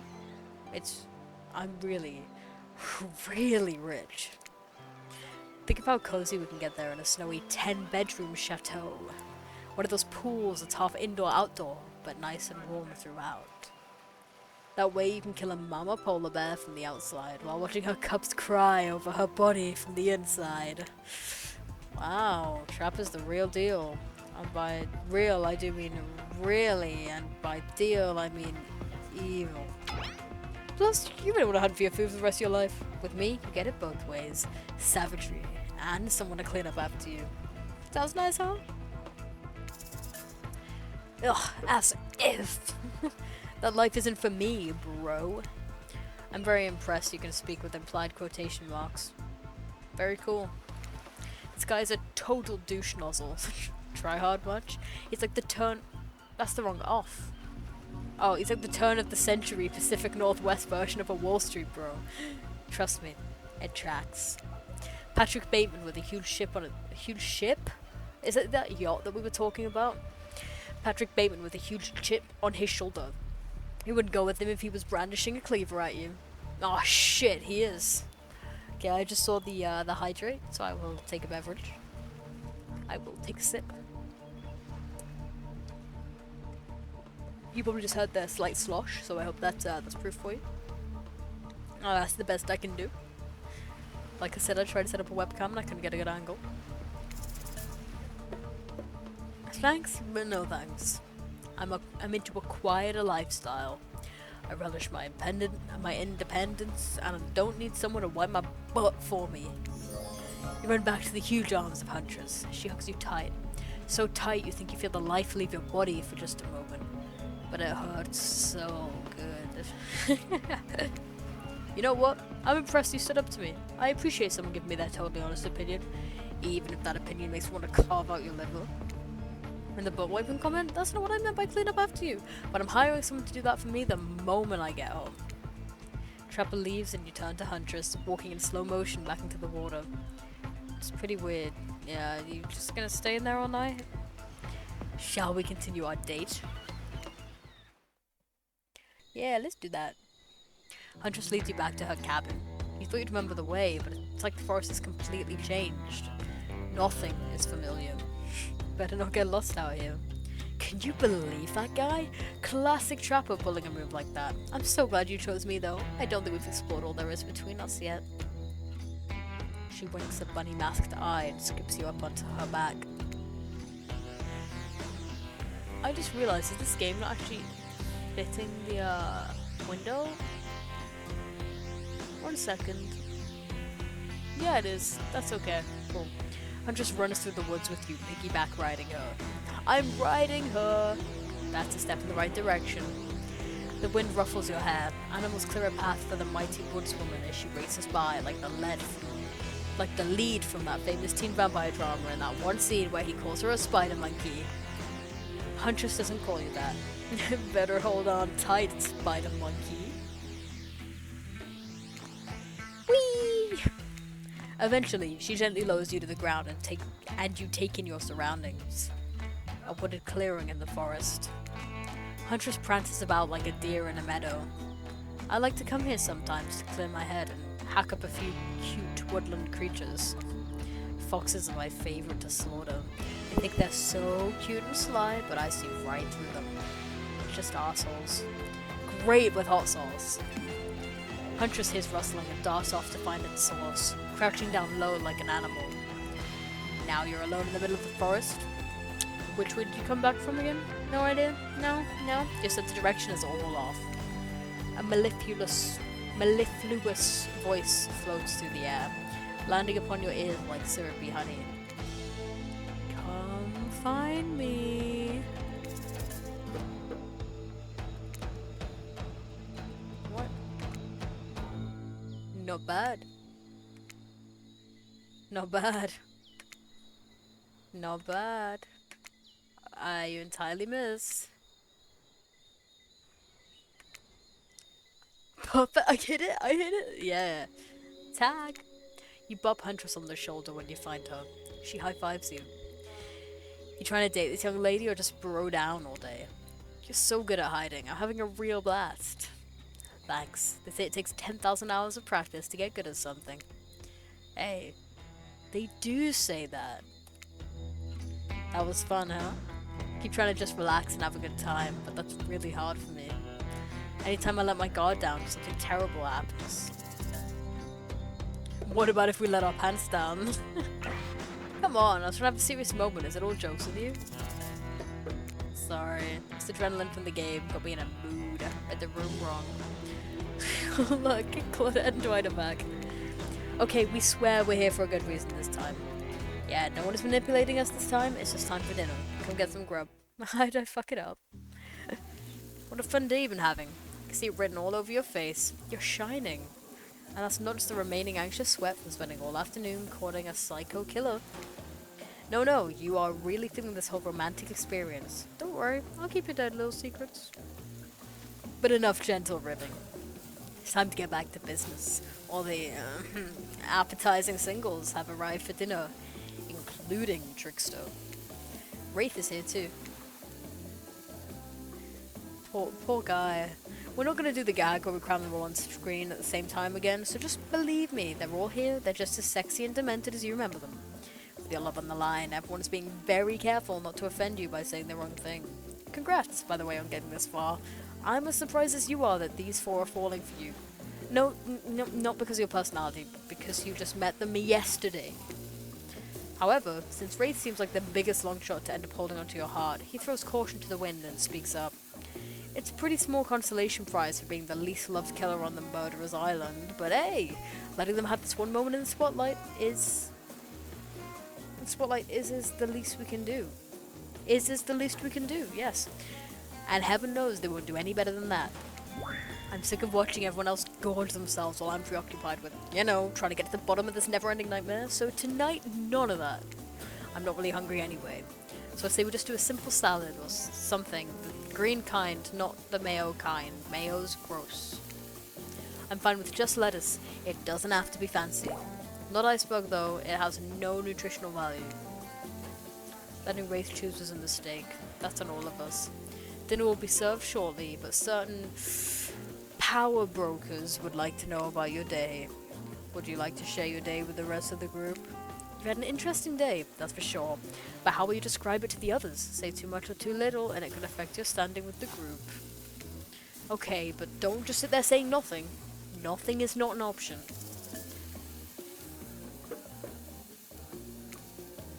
Today was nuts. We went to Huntress' secret cabin and killer crabs attacked us. It's true. I'll fall asleep tonight to the delicious sound of crunching crustaceans. That would never have happened on my yacht. I grind them up. Much more satisfying way to kill crabs, at least those kinds of crabs. I have a little comb for the other kind. Oh. No, it's a good thing I didn't hook up with Trapper. He has crabs. Dwight and Claudette bring out dinner. Everyone eats in silence. No one trusts anyone now, and they are all very tired. Oh, wait, no, sorry, that's a dreary supernatural horror thriller set in Antarctica. Not a charming parody dating sim set in an undisclosed tropical paradise. I'm not entirely sure what this is actually referencing, but if anyone knows, drop it in the chat. Bony appetite. Or is that supposed to be like bony appetit? I think it is. Don't you mean a bone? No. Almost everything we serve has a lot of bones in it. Even the vegetables. Impossible to avoid on this island. Everyone eats without speaking.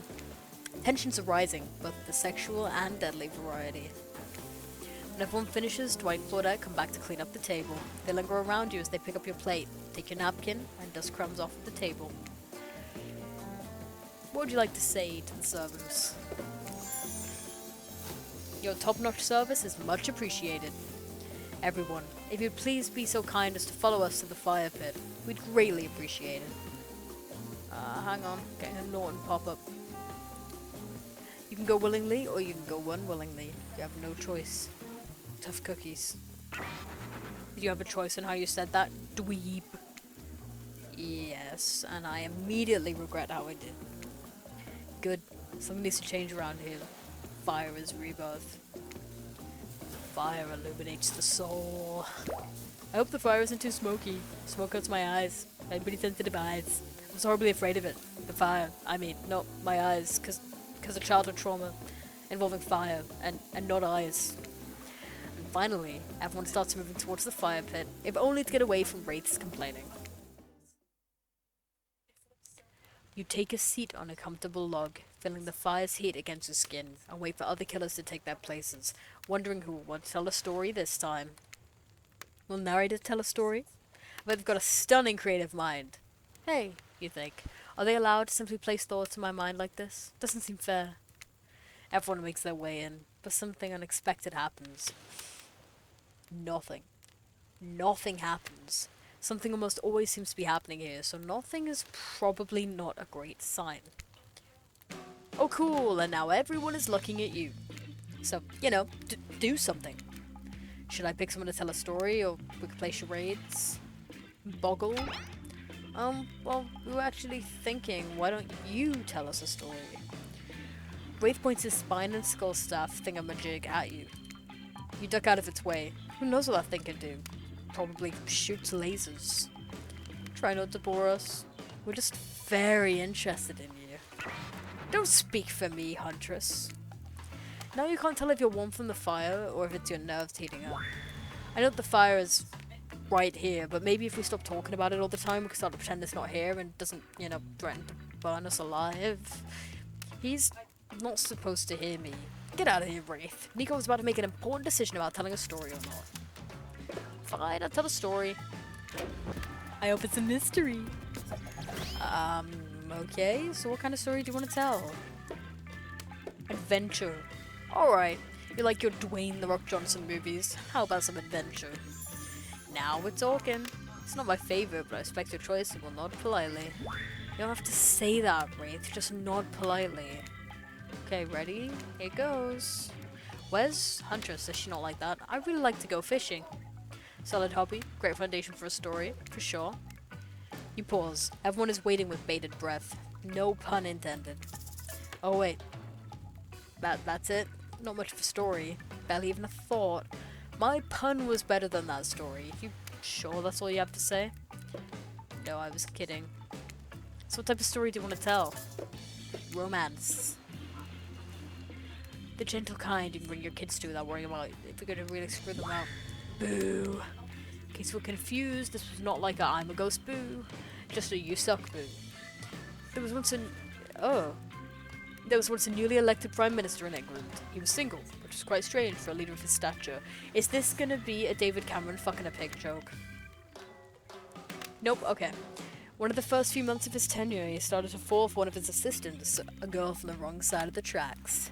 She was so different from other girls, brash and adorable with a hint of vulnerability. After the President of the United States made a move on her during one of his visits, he had her sent away. I'm sorry, did you steal this from a popular Christmas movie? You watch Christmas movies? Obviously, they're the only thing on TV in December. I have all of the streaming subscriptions, but I still really love flipping channels.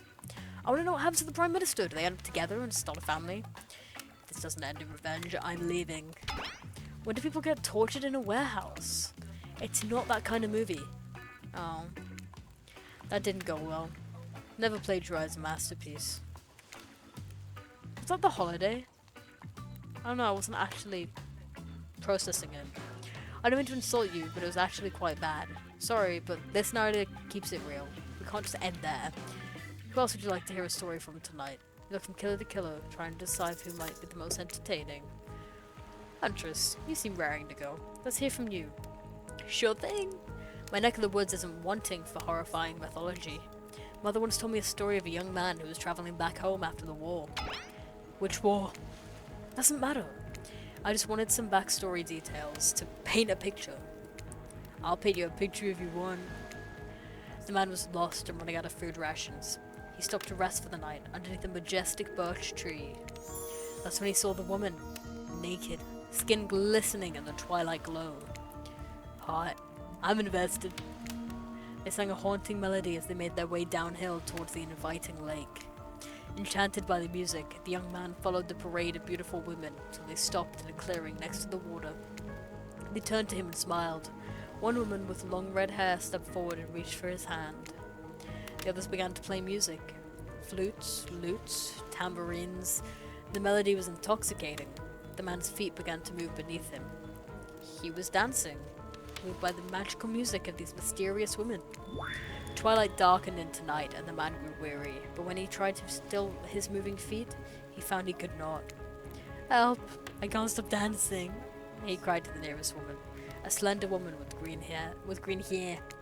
She drew near to him and he saw her features distort into something horrific. She was bloated and eye hanging from one socket, skin the color of algae. A Rusalka, her true self. You'll never stop dancing, she screeched at him.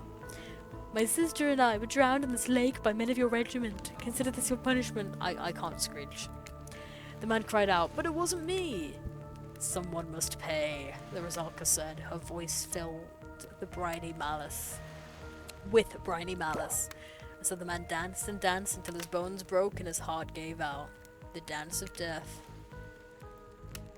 A silent beat as everyone takes this macabre ending. But it's not all bad. Rosarkas were also fertility goddesses. If a lady had stumbled across them, she would have been blessed with a fruitful womb and probably some candy for the road. Damn. Does she really think that's a happy ending? I want what Huntress is having. That was story time. A lot of people like to take pot shots at sequels, but I think every good story deserves a follow-up. When you think it's the end, the sequel is almost never as rewarding as the original. That's why I'm much more of a fan of the episodic style of storytelling. Knowing it's a series takes a lot of pressure off of any individual installment and builds a greater sense of community between audience and creator. The irony that this is probably going to get cut into different videos for my YouTube channel. Perhaps. Tell me, Nico, if you could delete any sequel from existence, what would it be? Don't answer that. We don't actually care. We're just here to make sure that we seamlessly move on to the next segment of the evening. God forbid my small talk get in the way of a romantic twilight moment. Dwight, I'm gonna need you to shut your yap trap. You know we need to get back to that thing we do whenever we're not on screen. Okay, you have fun tonight and try not to end up dead. Why do you say the words of wink wink out loud? Oh, I didn't say it, I just winked. And what kind of double entendre are you getting at with that end up dead thing? Dwight is physically incapable of winking. Not since the accident. And you do know that all of these people are despicable criminals with double-digit kill counts, right? Well, except for Spirit. She really doesn't belong here. She's strictly a victim, not a perpetrator. No wonder she's pissed. Did I hear somebody trash-talking Spirit? Deal me in. What do you say we take this talk to the hot tub so I can soak this bod while I roast that ghost with some killer hot takes? Please, enough talks of burns, things that are lit or getting blazed. It's enough that these activities have to be set next to a literal fire. Must I be surrounded by figurative flames as well? What if we turned and ran away as far from this place as we could? Just you and me. On those spindly legs, you'd probably tire before you got too far. If it's running away to someplace more secluded Nico is after, they should obviously join me. Have you seen these legs? Pure power. Not that my walk speed really reflects my giant stature, but that's because I choose to move slowly for stealthy reasons. It's my own choice, and it's completely logical. Why is everyone so obsessed with comparing themselves to each other and creating drama? I'm so over all that. Don't you get it? Society wants to trick you into fighting with each other so that corporations can swoop in and sell you fake solutions to all of your fabricated problems. I'll be sitting in the shade and drinking something locally sourced while thumbing through a public domain novella printed on recycled paper because I refuse to play their game anymore. It's like she's actively trying to be as unappealing as possible. Does it really turn anyone else on, or just me? Despite Trapper's insatiable appetite, it seems his attention, along with the attention of everyone else, is still on you. For the moment. If you could, I don't know, just pick one of us, maybe we could all move on with our lives, or, you know, some special projects we might have going. I'm really enjoying this game. I didn't think I'd get so into it. But I am, like, unironically liking this game. You heard him. Who will it be? Who you head off with for an evening activity? I'm just saying, you might not get a ton of chances to date around like this before your time in Murderer's Island comes to a close. And no, I'm not satisfied with that name either, but with this streaming reality TV dating show boom happening, it's pretty much all that wasn't taken. Which killer will you pick? And yes, we're back to excluding Trickster because, that guy. Huntress. Huntress? You know, I had the feeling you'd pick me. You got good taste. I don't say that because I'm considering eating you. Huntress licks her lips like nah, nah, as she eyes you up and down. You've never felt like a literal piece of meat this much in your life before. What have you gotten yourself into? Let's go over to the bar. I'm gonna make you into something special. Make me something or make me into something? You and Huntress whisk yourselves away to the bar, and when you arrive you find an arrangement of arts and crafts supplies. Out of those taxidermy tools. Cool. No doubt. Toit. Nice. Cool. Are you freaking out? I'm not freaking out. You wonder what's going through Huntress's head. Though she's bubbly and enthusiastic, you're always terrified she might snap. Something on your mind? She smiles. Drink this. That looks like a good cocktail. Huntress hands you a seemingly normal tropical cocktail. If one were to drug you into some sort of state in which you could be operated on, these flavors would certainly hide the poison. You look around and consider what else there is to live for besides becoming Huntress's little toy, and the conclusion is, bombs away! You pound the drink. It's quite nice. I've been thinking about making you a present. A mask. You'd be into that? Yes, of course. I've always admired yours. What'd you like? And it can't be a dog, even though I know you like them. There's this ex, they're really into Dobermans, like, too into... It's a long story. Rabbit mask. One just like yours, please. Well, that's not very creative, is it? Huntress is annoyed, and then her face her face lights up. Oh wait, is this brilliant? We can use this as a tactical advantage. There's two of us. We can attack from both sides. Yeah, that's exactly what I was thinking. Well, I know what I'm gonna be working on tonight. All alone, in my skimpy pajamas. Huntress winks at you.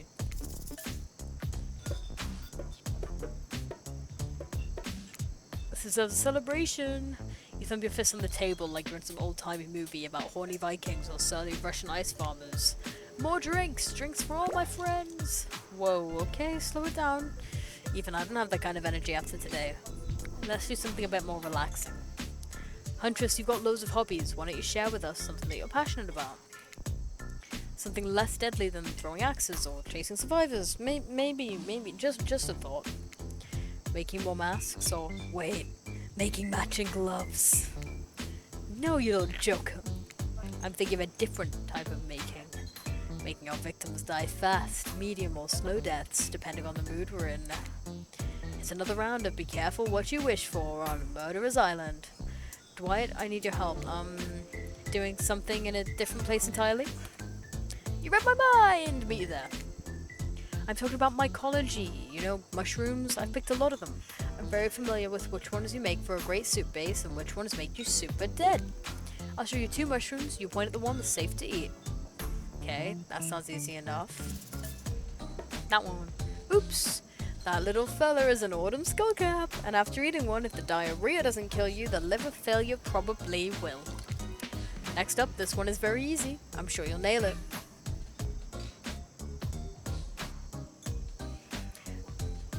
Point at the one that won't result in almost instant death if you eat it. So that one? Ruh-roh. You would have just eaten a deadly dappling, which has a name that is both adorable and, well, deadly. Adorable and deadly. You know anyone like that?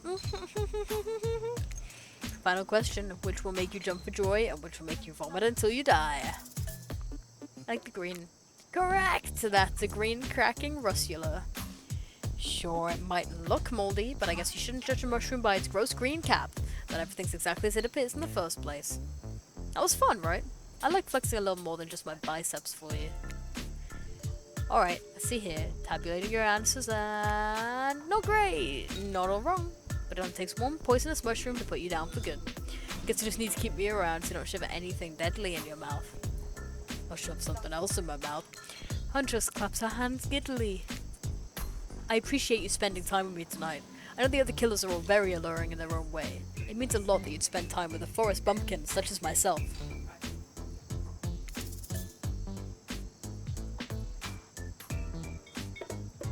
You're no bumpkin. You're a strong, independent woman. Don't demean yourself. Her just leaps on you, knife to your throat. Oh, I'll demean myself if I want to. She's angry, but also turned on. This is pretty hot. We're here. Claudette and Dwight are gathering everyone together on the beach. Typical. Exactly what the voice said.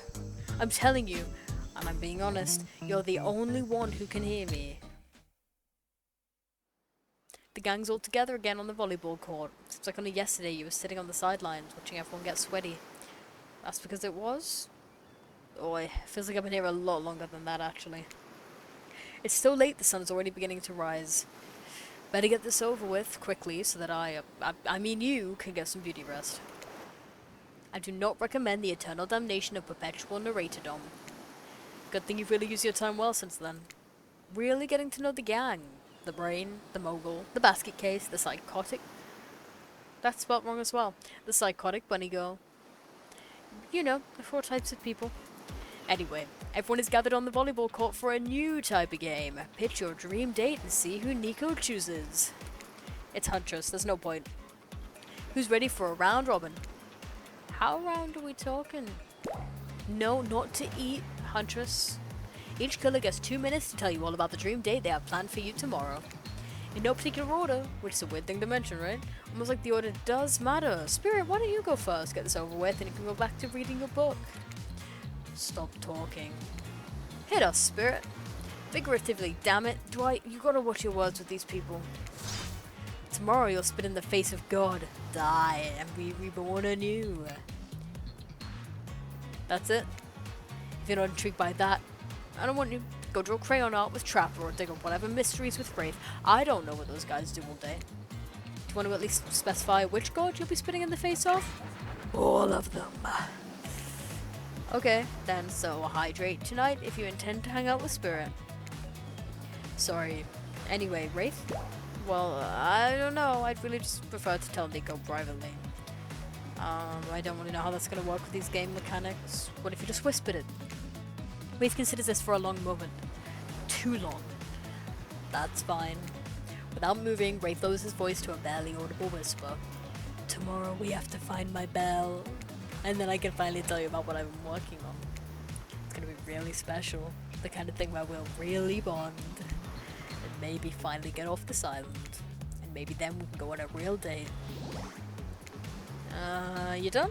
Is that it? Wraith nods. Proud. Trapper, without further ado, would you like to make us all uncomfortable by pushing the boundaries of what's acceptable not only in a polite society, but within the narrative of this in-world event and also the larger meta-narrative of a Dead by Daylight dating experience? Sometimes you're just gonna say it. Why yes, thank you. I'd love to. So Nico, you're thinking of picking me? What's your final warning? Pick me and be punished. And tomorrow will suck. Probably, I'm not an easy guy to get along with, I know that. But I can tell you this much. I'm hiding a secret on this island that will make fans shit themselves with excitement. If you like Trapper, you're gonna love it. And if not, you're a maggot. Also, everyone, even confident, sexy ladies in rabbit masks, better stay the hell away from my yacht. Great. Huntress, why don't you take it from here? Tomorrow morning I'm planning on a nice atmospheric breakfast on the yacht. Don't worry, Trapper won't even know it's gone. What was that? Nothing! Go away. And boy oh boy, I've got such an adventure planned. It involves hunting for treasure. What kind of treasure are we looking for? Guess you'll have to pick me to find out. Let me tell you, it's primo stuff. Now if you don't mind, I've got to start preparing, because it's clear already you're going to pick me. Confident, mysterious. I like it. And time's up everyone. Gosh, I need to dream about these options so you're ready to choose in the morning. Now go dream about those swoon-worthy options so that you're ready to make a choice come dawn. Have a swell night. Did you forget to mention something? Did you forget? Oh gosh, how can we forget? Before you run off to a slumber peacefully, there's one more thing to do. No reality survival dating competition parody would be complete without singling out one of our contestants who is already teetering on the edge of a psychological break. And giving them a little push. Hold up. This has been a survival dating competition parody this entire time and I'm just now finding out about it. Come on, the signs were there, you just didn't read them. Welcome to Murderer's Island. It's now time to eliminate one of the killers. It's like butchering, but it hurts even worse. You can't kill a killer, but can you break their heart? Do you dare to even try? You mean... That's right. Tomorrow, one of these sexy slicers will not be eligible to take you on a date. Who's it gonna be? But why? Cause it's dramatic, cause it's surprising, cause it's a classic reversal of fate. It'll hurt someone's feelings, someone dangerous. What's it gonna be, champ? What's your thought process here? Trapper seems like he might follow you in your sleep if you eliminate him. That being said, at least you'd see him coming. Spirit could be anywhere. She floats, and I hear she can disappear. Hard to track. If you get rid of Wraith, you might cry. And although I totally support normalizing men crying and being vulnerable, it just seems like you might be an ugly crier. Huntress, she might pretend to be okay with it, but then you'll start seeing her behind every tree. What I'm trying to say is, I don't envy you, boss. So which sociopath are you eliminating? Gonna eliminate Wraith. Oh. What kind of monster eliminates the Wraith? He wouldn't hurt a fly. I don't fucking like Bing Bong. Pisses me off. As you guys saw last week. Look, I'm here and I'm horny and I'm not really getting positive reinforcement from you, Wraithy Poo. Please don't take this personally. It's just my opinion of you and who you are and what you're about deep down as a person and how I don't like it. Like, give me something, you know? A kiss, a wink, hold my hand, finish telling me about all this mysterious stuff you're obsessed with. Or better yet, don't. Wraith rises, taller than you've ever seen him, and calmly walks to the exit. Before he leaves, he turns to you. When you came here, I thought perhaps you'd be different. I don't know how my last bit of hope in humanity hadn't been snuffed out, but it wasn't. It is now. You're just like the rest of them. There's no hope of goodness here. Hey MJ, welcome to the stream. The only thing I can do is try to escape. Or burn everything and everyone to the ground. He leaves. Pretty badass exit. Wasn't expecting that. Now that you've broken the heart of someone heartless, you should go get some shut-eye. And don't worry too much about the broken heart you've left behind. Because of course, they'll be receiving a consolation prize. They might not get to go home with Nico when this is all over, but they'll never sleep alone again. That's right. We're sending our eliminated player home with a trickster body pillow. The next best thing to the real trickster. It might not hug you back, but it definitely won't try and stab you. How do we know? Because I've tried it. That's right, it's Dwight tested. Claudette approved. I hope you sleep well tonight, Nico. You're my hero for what you've accomplished. How can you sleep tonight knowing what you've done? No, not because of the guilt. I mean knowing there's a legit homicidal maniac who hates you so close by. How can you sleep tonight knowing what you'll do tomorrow?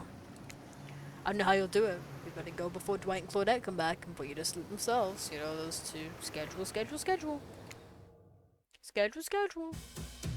Wow, what a crazy way to end the day. An elimination? I didn't know it was that kind of a game. Let's check in with everyone. Especially with our loser. Everyone deserves a send-off. I can't help it if I have thick arms and legs that go until they stop. I knew we had a connection from the moment I saw them through my mask.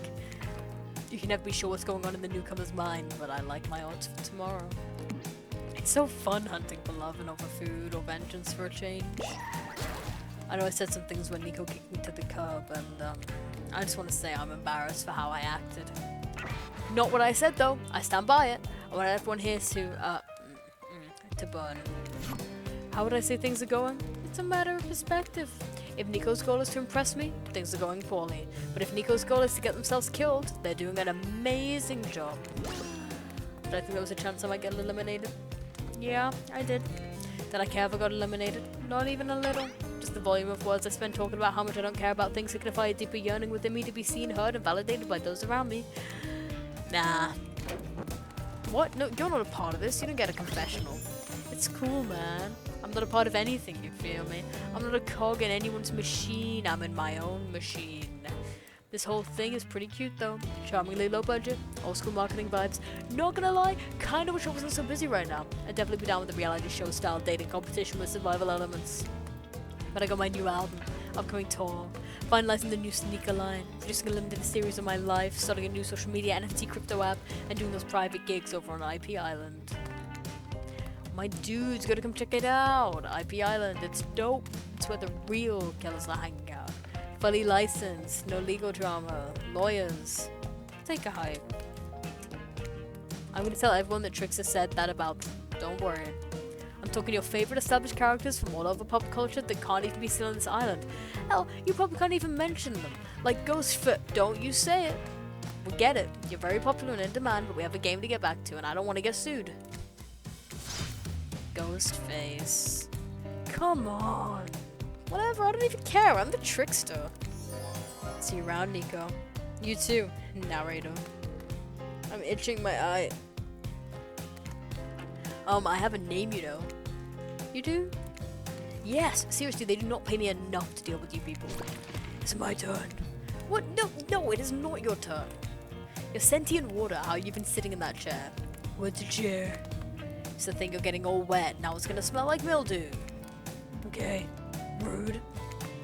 Fine, let's get this over with. It's your turn, Ocean. do your check-in. Check-in? I was just looking for the bathroom. Bathroom? Are you serious? It's down the hall to the left. It's okay. Never mind. Never mind? What does that mean? No, not you two. This was meant to be confessional time for literally every character in this game. It's okay. We don't have to confess everything. We've just been working our asses off for 2 days straight and wanted to sit down somewhere. The chair's wet. Yeah, I think the ocean just peed on it. How is that you know what? I don't care. You two are looking pretty pleased with yourselves. I've got something to confess. Oh great, what's it gonna be? You ate glue in the 2nd grade? You cheated on an algebra test once? Watching Wraith get eliminated was the first time in this unending spiral staircase of pain that is my life that I've even felt a modicum of joy.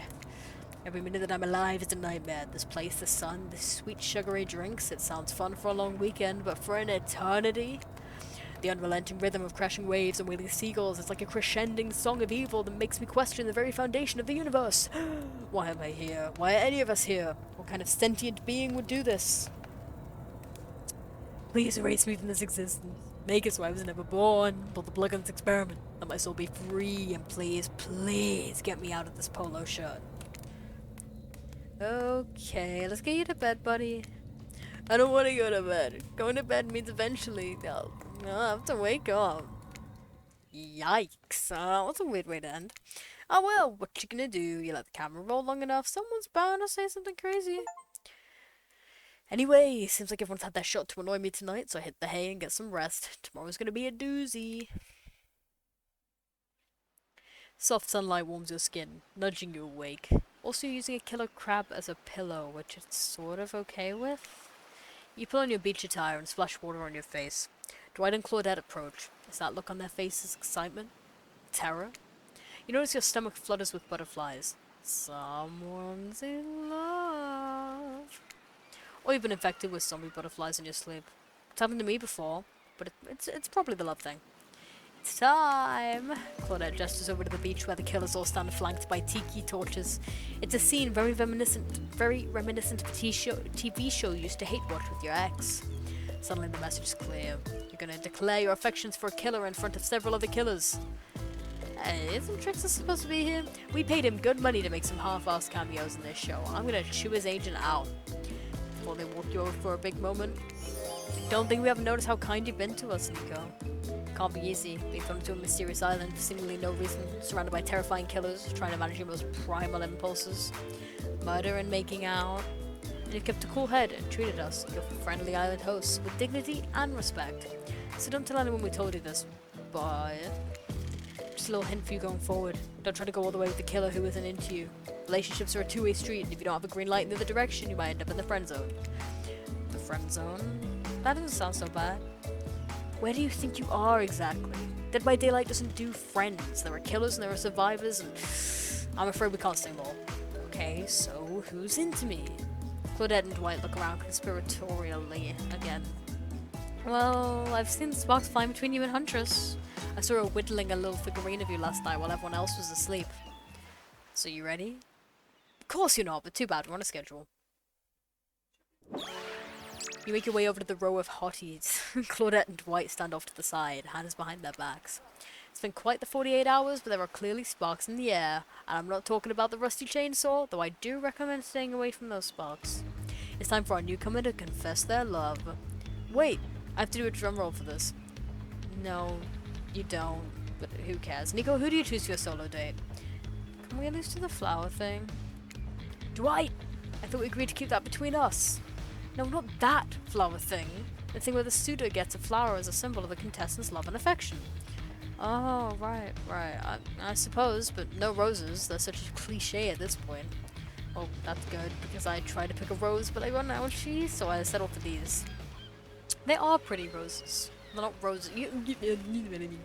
Beautiful. You've done good, Dwight. It's a lovely bouquet. I hope Dwight saved some of these for Claudette. They're a thing, right? You're getting that vibe too? Just me? Sorry, we got other things to think about right now. Nico, who do you select to receive these flowers and spend the day with you today? Turn to Huntress. She's never looked more appealing. Her caftan dress ruffles behind her in the light morning breeze. The seagull lands on her shoulder like she's a beachy cartoon princess. She snaps the seagull's neck and stuffs it somewhere under her flowy dress. Probably to save for lunch. she can't help but hunt. Huntress, I choose you. Let's spend the day together and see if we think a future is possible for our love. Me? Really? Huntress throws her hands up in the air like a bear and gallops towards you. At first you think she might swipe at you with her gigantic hands and knock the life out of you. Instead she scoops you up into a hug and takes her place at your side. And she just stuck her tongue out at all the other killers. Sometimes the immature move is the right one. It's sure to be a good day. We'll just be here, not getting to really participate, even though survivors matter too, but you go off and have a grand old time. Yep, just Claudette and I hanging out, no one competing for our love, wondering what we did in a past life to end up embroiled in this unrelenting misery. But go, have a blast. I have a feeling they're not having fun. Huntress eagerly leads you to the yacht to begin your romantic day together. You have to admit, warm salty air on your skin, the sound of crashing waves, this is a pretty perfect morning. Just you and Huntress. Hey kitties. Ah, Ocean's here too. Did you know I'm teeming with flesh-eating bacteria and dead bodies? That pesky ocean, always killing the vibe. We turn to Huntress. You sure you're okay here in the ocean? I know you don't like to be out here in the open. Something about being here with you makes me feel safe. You both sit down at a beautifully set table on the deck of the boat. A wide spread of mouth-watering breakfast goodies are arranged in front of you. Can we get you anything? You look a bit green. I get extremely seasick. And Trickster replaced all the island's Dramamine with party drugs, so... Wait, how did they get here? Weren't they just on the beach consoling the rejected killers? Are there more than 2 of them? You motion one of them over. We'll both take a screwdriver. Hold the orange juice. Of course. Hey, can you play this particular song for us? Set the mood. You hand Dwight a piece of paper with the song title written on it. Careless Whisperer. Sure, Dwight Out Trapper has it in his vinyl collection. Soon the haunting melody of Huntress's mother's lullaby streams through the yacht's expensive stereo system. The boat rocks as though to the rhythm of the song. The eerie, melancholy mood is really quite romantic. Breakfast has never been this intimate. You reach out to touch Huntress's hand when suddenly a loud bellow scares you. You knock your freshly poured flute of straight vodka onto the pristine deck. It's Trapper! He's screaming at us from the beach. Look how tiny it looks from all the way out here. Huntress squishes his head between her fingers like a child and giggles. Damn you both! The chairs you're sitting on are worth more than your lives! Get back here! He's not wrong. Hey, Claudette, take us out, father. Aye, aye, Captain. Can she drive a boat? Yes, we'll find out. Alone again, nothing but the core of a seagull and the ominous shadow of a creature lurking beneath the waves. I have something for you. For me? Huntress reveals a package wrapped in a bloodied apron. You clap your hands like a kid on their birthday. Her playful attitude is rubbing off on you. I made that mask you asked for. I almost forgot. But I bet you didn't. This is the whole reason you pursued Huntress, I bet. Definitely to get a mask of your own. No other reasons. Here you go. I thought you were really cute. Thank you. You made it just for me. It's perfect. I'm yawning. You put it on. If it's your face like a face glove. Gaze at Huntress with the eyes of the mask. A swell of emotion surges within you.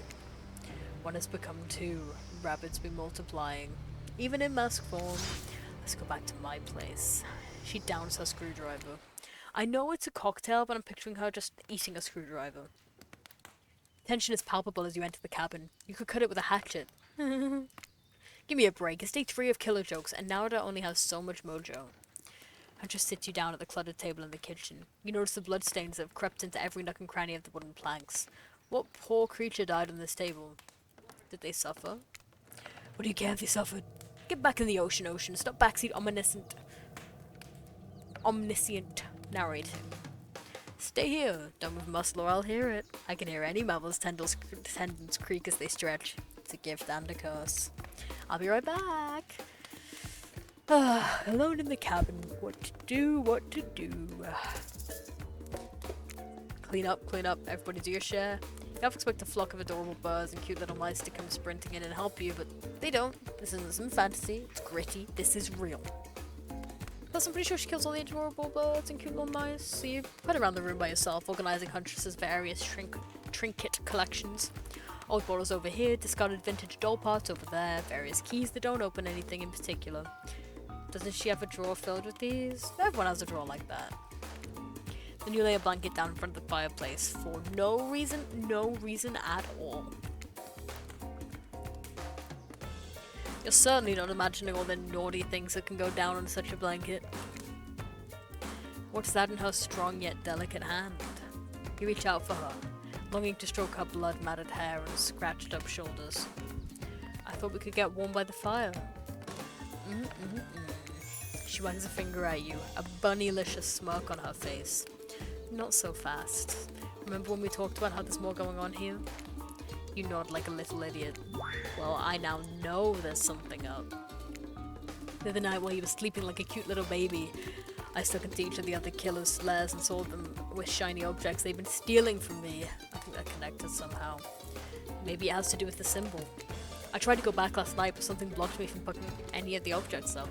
Someone or something knows I'm onto them. I think if you try, it might work. What do you say? Will you help? Hell yeah, I will. A globe-trotting treasure hunt on the level of a Nicolas Cage masterpiece? You can definitely count on me. Let's go! I'll be your guardian angel. You never know when those other killers might pop up. You grab Huntress by the hand and practically trip over your own feet on the way out the door. It feels good to have a quest. Thrilling. But part of you is just wondering how quickly you can get through this and impress Huntress. Soon she'll take you in her yoked arms and you'll swoon. Your childhood crush on Popeye is making more and more sense. Popeyes? Where do you want to start? There are 4 killers who have stolen from Huntress. You're not gonna let them get away with it. Which one will you investigate? There are 2 ways to get to Trapper's Cave. Due to the whole, trap-based character theme he's got going on, you can rest assured that either one of these is both filled with traps. You turn to Huntress for advice, but she only giggles and shrugs her shoulders. You're on your own. Underground tunnel. Sounds secretive. No one can stop you. They can't see you. That said, no one can rescue you. They can't hear you scream, and nobody will need to waste time burying you if you're already underground when you die. But you're not gonna die, are you? No, not at all, no. Surely a dimly lit tunnel like this must be rife with traps. However, you manage to make your way along, distinctly uncaught by any traps, rusty, bare, or otherwise. I've got this. You're doing great. You're not at all afraid. Who? Me? Nah, gotta say, this is up there among the nicest, damp, and seemingly abandoned tunnels I've ever wandered through. Look, it even has lights. Inspired by Huntress's bravery, you dig deep inside yourself into some current of your own. Which is good, because you're gonna need it if you're gonna head through that very murdery-looking passageway ahead. You enter into a humid, shadowy cave. Dripping water echoes all around you. It's definitely not cozy like the cabin you left behind. You wonder, how deep does that pool of shiny water go? Let's get this over with. When your eyes adjust to the darkness, you see Trapper. He leans against the wall of the cave like a detective in an old film noir. I knew you'd come. Trapper, get out of the way or I'll skewer you and serve you for lunch. You're wasting your time. You'll never find what you're looking for. Unless what you're looking for is a mini game. What? A mini game? How unexpected. How playful. How about you play it right now? Find Huntress's lost shiny thing. Peel them eyes. You're on the hunt now. Perfect. Not bad. Perfect. Not bad. Not bad. Hey, I got it. I got all of them. Hardcore minigamer. You did it. You found my lost shiny object. I'm so grateful I could kiss you right now. But I won't, because I'm pretty sure Trapper didn't actually leave. He's still over in the shadows watching us.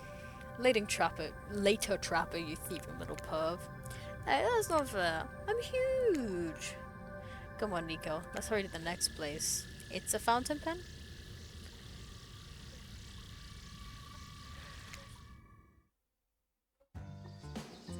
There are 4 killers who've stolen from Huntress. You're not gonna let them get away with it. But to Trapper's dank little hideaways, there's no need to go back there. Which will we investigate? Spirit's Lighthouse. This place is spooky as heck. Wasn't the beach sunny and beautiful just a moment ago? So you're telling me the precious shiny thing is up there? Pretty great, right? Finding a good chance to activate these quads. Don't get legs like this from standing still. We already know I love a good workout. Running, jumping, cycling, roughhousing. Get that damn shiny thing before your measurable horniness melts your brain and it runs down out of your ears already. Yeah, I called it out. It's obvious to everyone. Just own it.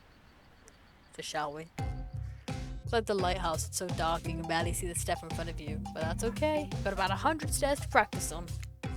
However, something about this gloomy place is really wearing you out and messing with your otherwise happy, horny aura. You can practically feel your mood going down, down, down as you climb up, up, up, higher into the lighthouse. Before you finally arrive at the top. Spirit, you're looking pretty pleased with yourself.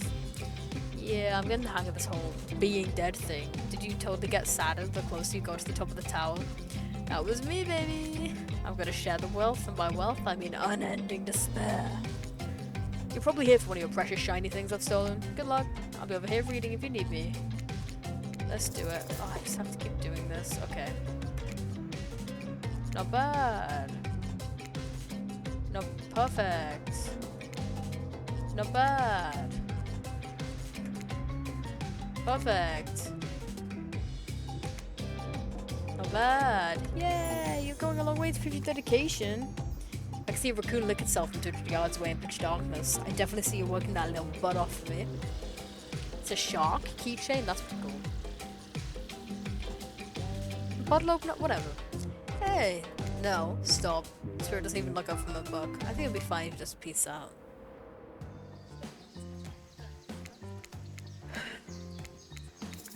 So we're just gonna have to go to all of them, do the mini games, yada yada. When you arrive at Wraith's oddball hangout zone, you immediately understand why they call it the cosmic dump. They, being me, obviously. It's as if there are items and elements from all over the universe in this space. Also, it's a damn mess. But it's undoubtedly a special place. The very air you breathe makes you feel that you're part of something much, much larger. I'm gonna go hunt us some lunch while you find the object. You know when you see it, because it's extremely shiny. Ah, how long have you been standing there? Are we ever really there? I don't have time for your existential crisis today, Wraith. Huntress and I are totally gonna get it on soon. I think. I hope. Look, I need to find a special object you have hidden here. You stole it from the Huntress. She knows it. So you're trying to figure out this whole thing too, check this out. Wraith leads you to a telescope. Oh wait. Through it, you can see a far-off island in the distance. IP Island! Holy smokes, is that... Sorry, I have no idea what that is. Could you fill me in? It's IP Island, I told you. All the coolest killers from intellectual properties that we're legally obliged not to mention by name hang out and party with Hollywood celebs and Silicon Valley moguls. Okay, so it is Epstein Island. Okay, I didn't want to say that, but yeah. That's not even all. Zoom in over there. Oh, it's Ghostface! Is that Ghostface? I said not to name them! Ah, jeez, I'm gonna have to clear them. Right, you have no idea how much my lawyer charges by the hour. I'm sorry, you just kind of popped up. I'm telling you, something crazy is going on here. I'll have you know I wasn't trying to steal anything from Huntress. I was just looking for answers, but also occasionally losing said answers. Yeah, that's right, the thing you're looking for I can't actually find, so good luck, I guess. Oh good, a mini game! I haven't seen one of these before.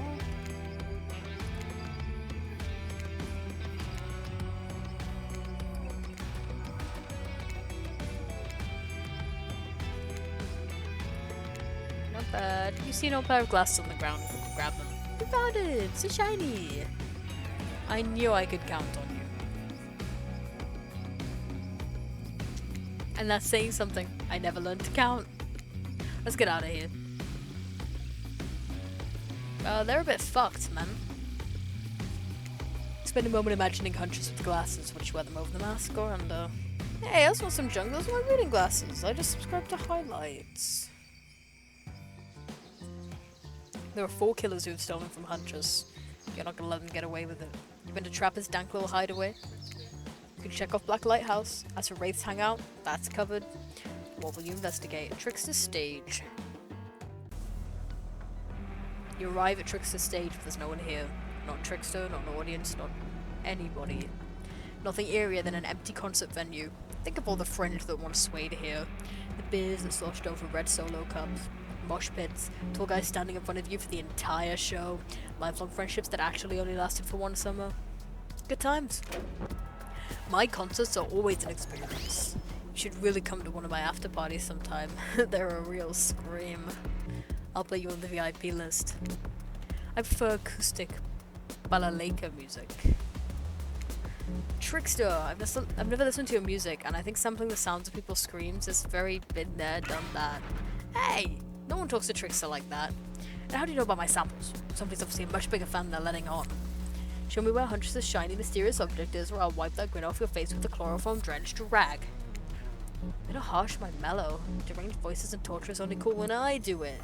It's my commentary on a shallow society, and I make it look sexy as hell. Your thingamajig is that away. He's practicing a dance routine. The way you stood up to that bootleg Backstreet Boy just now was, wow. If I weren't so strong and stable on my feet, I'd swoon. It just wouldn't be believable. Find me my shiny thing. Perfect. Oh, I missed that. Not bad.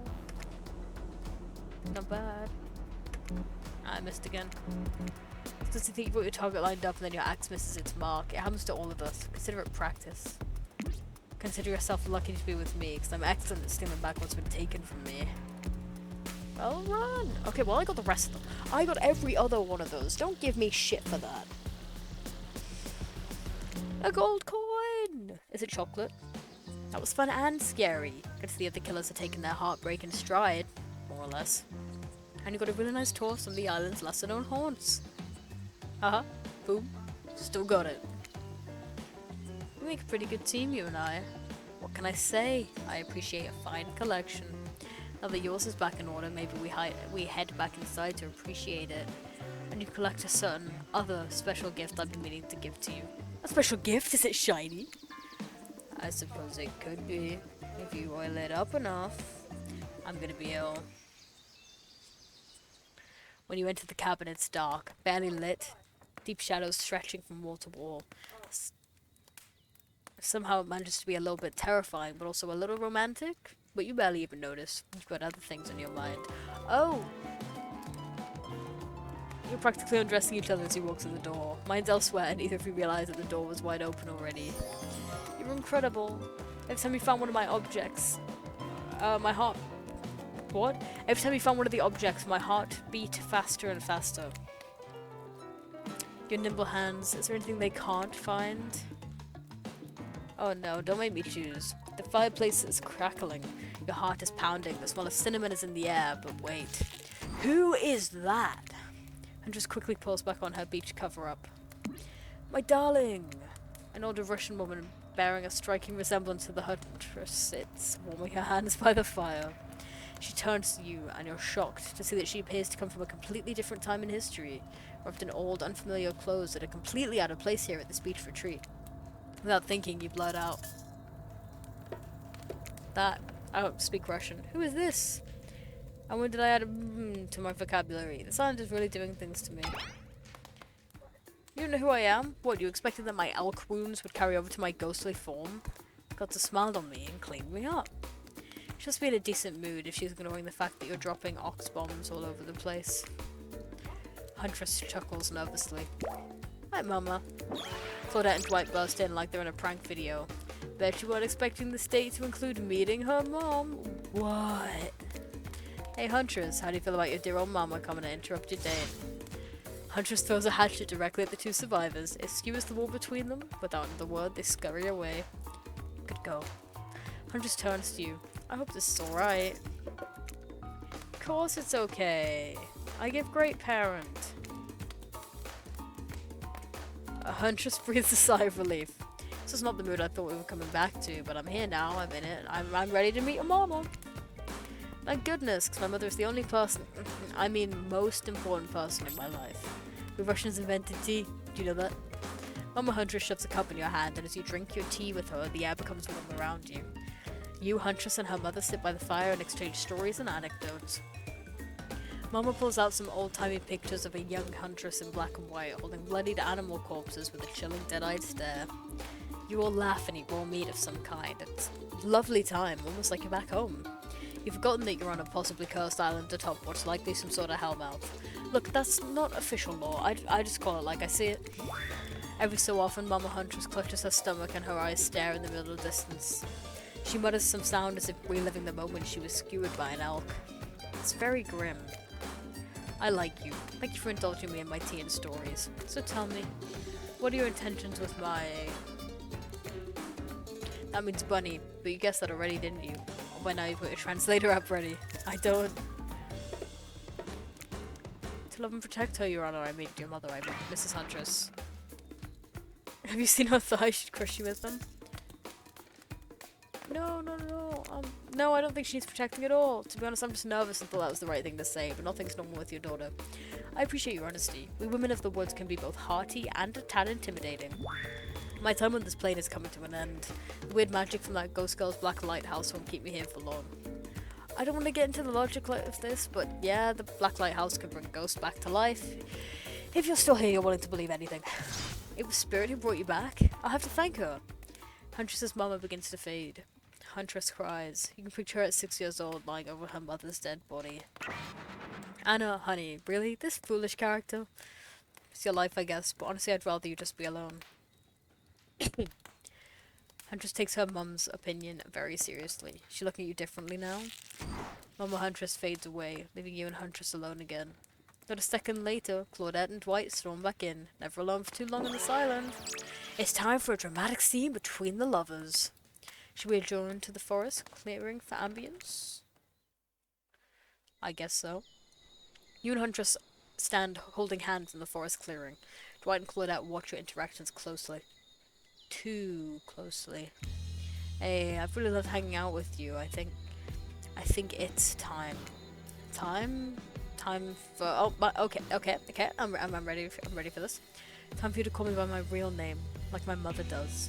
Will you call me Anna? Oh, that. Yeah, of course. I think Anna's a beautiful name, and you're a beautiful person, Anna. Nico, do you know what I'd like to do right now with you beneath the moonlight? Baby, I just wanna do you wanna do me underneath the moonlight? Again, no copyright strikes here. I'm feeling closer to you than I ever have before, and there's nothing I'd rather do right now than... She averts her eyes. Does she mean what you think she means? Nope, she's looking at Dwight and Claudette. Chop up these two fools with you. Absolutely.